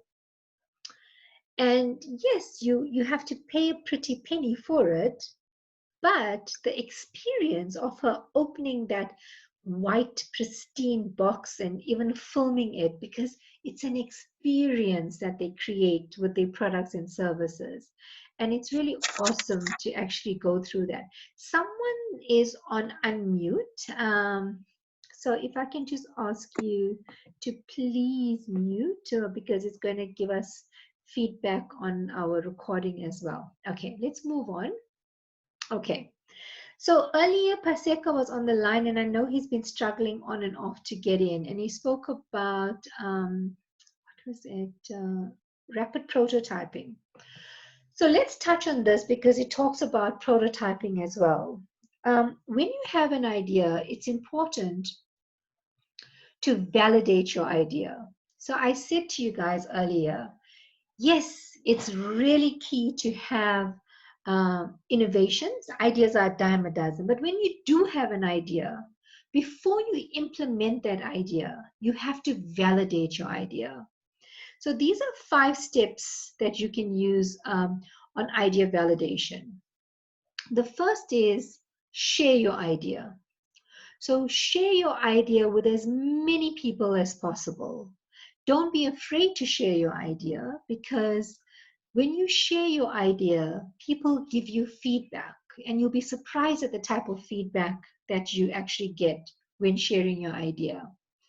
You've got to be able to find your competition. And this sounds counterintuitive, because why would you want to find your competition? When you find competition or someone that's delivering a product that's similar to the product that you want to launch, remember this is about new ideas, not your existing product or service. What you're actually doing is you are finding people that have done something similar to what you want to do, which means they have validated your business idea. Look at ways of how they are delivering their product and service. What are they charging for it? Who are they selling it to? Where are they selling their products and services? So your competition is a way of validating that you are on the right track. Now, building a prototype and rapid prototyping is important, especially if you're in the product business. And services as well. The prototype just looks very different in a service business. In a product business, it's about, and you guys, Manga, you would know this, when you are building something for a client, they will want to see a small scale replica of what you're building.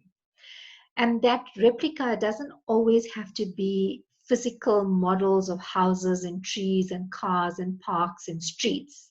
It could be a virtual reality experience, but it's still a prototype that you are creating for your client so they can experience the product without you having built the product. So building prototypes is important. Rapid prototyping is also about taking your product, using infrastructure like small scale manufacturing or lab environments, and producing something that someone can test and validate against their requirements. And why rapid? Because you want to be able to produce something, take the input that you receive, make changes, and produce something else. So you've got to continuously reiterate your product and service so that you can deliver something that is close to what the client wants. So build a prototype. If you're offering a service, so Benolo, like your business, you are offering a service, but just say you had an idea to now go online and offer small spaces to small clients on a week lease or a month lease. You can't build a prototype around that. But what you can do is map out what that process looks like. What is that new product? Put it onto a document and say to clients, this is what it will actually look like. This is what you could get. this is the app that we're building, and this is what the app will look like. And if you click here, it will show you properties. And using our augmented reality app, you can go in and you can view the properties. So that's how you would build a prototype for a service business. If you guys go online and you do searches on how to build prototypes, you'll see there's things that refer to wireframes, where you can create dummy looking apps or methodologies that you can use to actually start focusing on prototypes to take to market. And then your customers, I mean, where are your customers? Do you know where you can find them? So if you want to sell to the mining industry, are you attending things like the Mining Indaba? Are you reading their publications? Are you contributing to their publications? Are you tagging them in some of your posts? Where are those customers? If you have a new product for that particular customer, you need to find them so you can understand them a bit better, which moves us to the last bubble, which talks about understanding your market. Who are my customers? How can I provide a product or service to them? What are they doing? So are you using things like data analytics? I mean, Google, you guys have been presenting Instagram stories. Are you using the analytics functions to see who's been engaging with your post, who's been reposting, who's been resharing, who's been talking about what you're talking about? So you have an idea, but it's important to understand the market that's going to be using your idea and talk to them in their spaces, on their platforms. So you really got to take time to understand your market, but you got to first know who they are, right? And where can they be found? Okay, sorry guys. Okay, so the last concept that I want us to touch on is around a little bit around design thinking, and I want to use just a fun example here as well. But it's something that you would have come across if you worked in large corporates, but those of you that have worked in banks as well. Okay, it's around something we call jobs to be done. And jobs to be done is, how do people feel when they do the job? Okay. What are the actions taken by the person who does the job? How people are perceived when doing the job? And then the circumstances of the job. Then we talk about motivation, which is a trigger that leads to the action, that is the problem, and what the customer expects in terms of a measurable results. Now, I just want us to go up a few slides, and I'm going to share this with you guys as well. This actually ties into something we refer to as personas. Okay? Now, personas is about understanding who's buying your products and services. Remember, I said to you earlier that the tuk-tuks in Sandton were designed for women in heels. So, for example, her name is Patricia Maverick. And her role is a senior vice president at Citibank, which is in Sandton. She is 32 years old. She's a female. And why does she matter? She matters because she takes the cow train every day to work. So what are her fears and frustrations and anxieties? She's stressed about her kids. She wants to get to work on time. She doesn't want to be late. She's afraid that she might be mugged on her way to the office. What are her hopes, her needs, hopes, wants, and dreams? She wants to be successful. She wants to climb the corporate ladder. And then you just go on and you talk about Patricia like she's a real person. Remember, she's a fictitious person here, right? But you talk about her as a real person with real needs, real pains, real gains. And what do they say? I've heard her say she's not comfortable walking from the cow train to Citibank, which is 3 blocks down, and she's afraid of her safety. I've heard her say that it's really difficult to walk from the cow train station in her heels. So what is she saying? What jobs does she want to get done? She wants to get from the cow train to her office safely. Now, this is not about talking about her job. It's talking about her job to be done in relation to the product or service. And then what will motivate her behavior?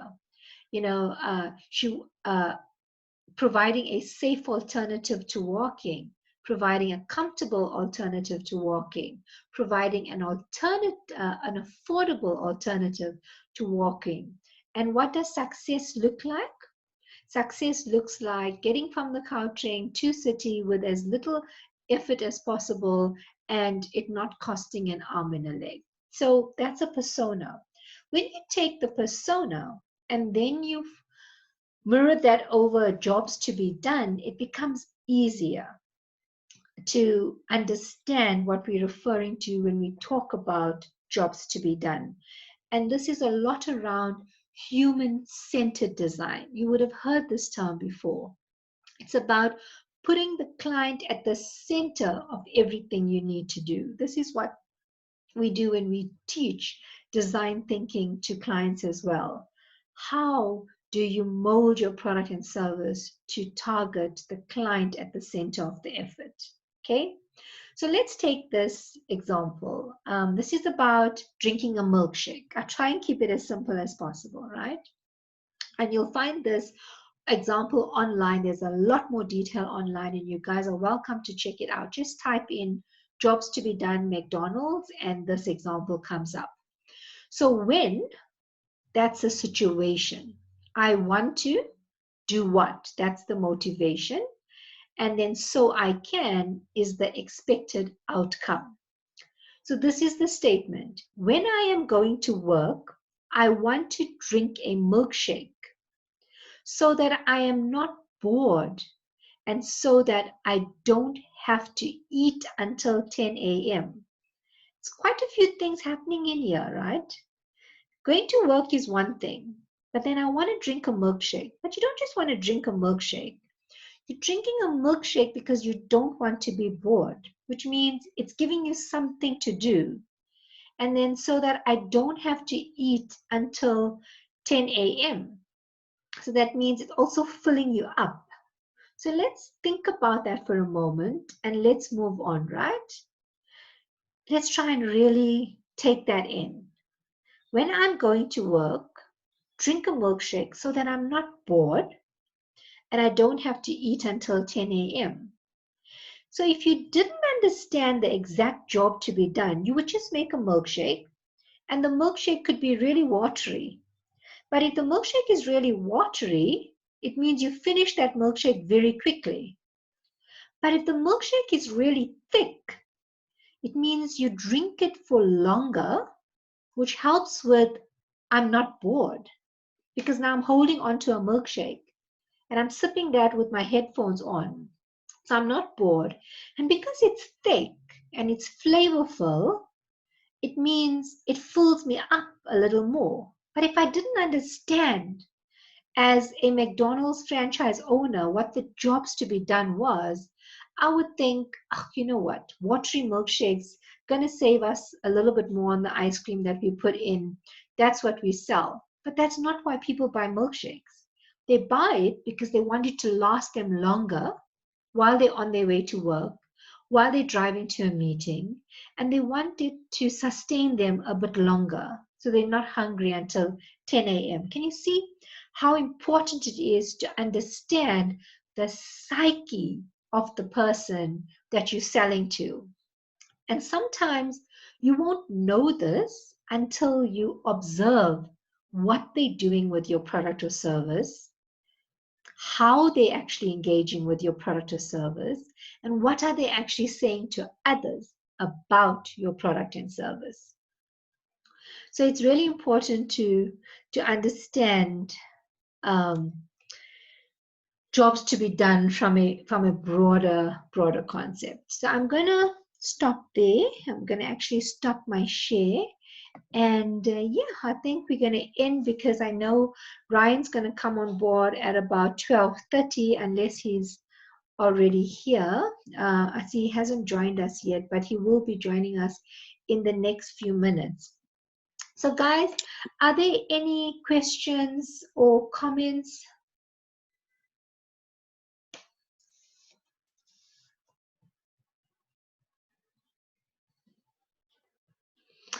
Please feel free to unmute and share with us what your thoughts are.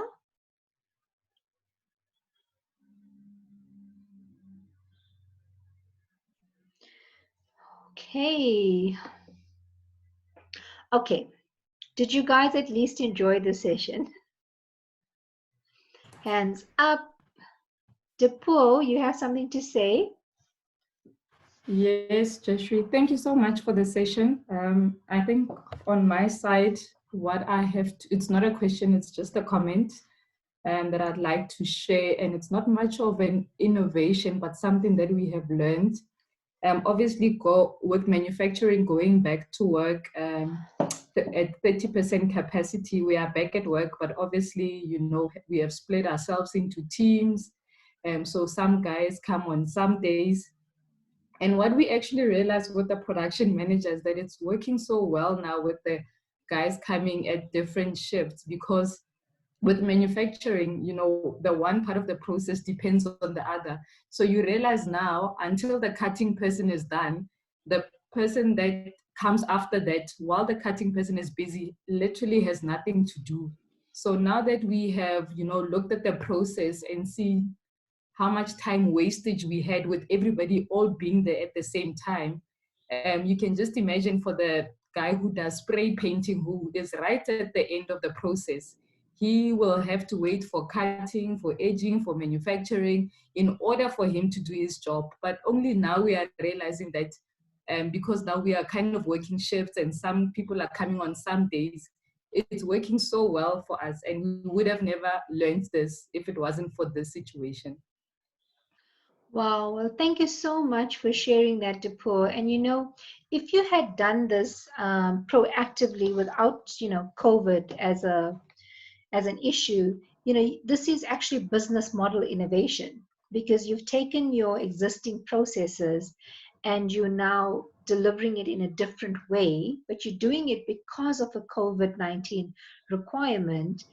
But it could also save you, right? Because you don't have to necessarily pay for time that's not being utilized. But in the past, that wouldn't have been the case. So there's ways of now you also looking at how does this have an impact on your revenue stream, or how do you use those resources to do something else if they're not going to be in the factory at that point in time. So thank you. That's a great example. And thanks for sharing that. Is there anybody Thank you. else that would like to share with us? And then to Jayshree? Paul, yes, who's that? Safiso. Yes, Safiso. Okay, just it's a question from my side. In terms of innovation, does it have to be something new to you or to the market, or even if it's an existing tool, if I'm not utilizing it, can I say it is innovation on my part because I'm not utilizing that technology? Or does it have to be an idea that, you know, doesn't exist that I need to come up with? So, Safiso, you'll remember when I did my slides, there are different types of innovation. So what you're referring to is actually a semi-radical innovation. It could be a technology that exists, but there isn't a market for it yet. Or there could be a market and there isn't a technology yet. So it doesn't have to be something totally new. And that's a misunderstanding on innovation. People think that it has to be something completely new. No one has ever thought of it. But it doesn't. It could be something that exists already, but you're bringing it and you're offering it to a new market. So I hope that answers your question. Okay, yes, it does. Thanks. Okay, great stuff. Anybody else? Rapalang, do you want to give Ryan a call and see if he's ready to join us? I see he hasn't accessed the link as yet. You have sent it to him, I'm assuming. Yeah, I tried him with the first link, and he's struggling to join with it. So I even tried to send him mine to see if that will work, but still that doesn't work. So I've just been in constant communication with him. Maybe I He just can need just to go back register to as my. an attendee, like I said to you. He can use the normal PROPreneur link. he won't be able to use your link that's unique to you. I think he says, okay, let me just check what he says. Okay, just one moment, Rapalang. Okay, everyone, I'm going to stop the recording for now, but we're going to continue with the session. So thank you so much. If there are no other questions on this. So he said he requires a meeting ID to join. He's on the platform, but he requires a meeting ID. I don't know why, because the link must direct you right into the meeting. Okay, So Rapalang, just one moment. So guys, I'm just going to stop the recording for now. Thank you so much for joining us. We were covering innovation and strategy tools, and we'll continue with the discussion with SASTEC just after this.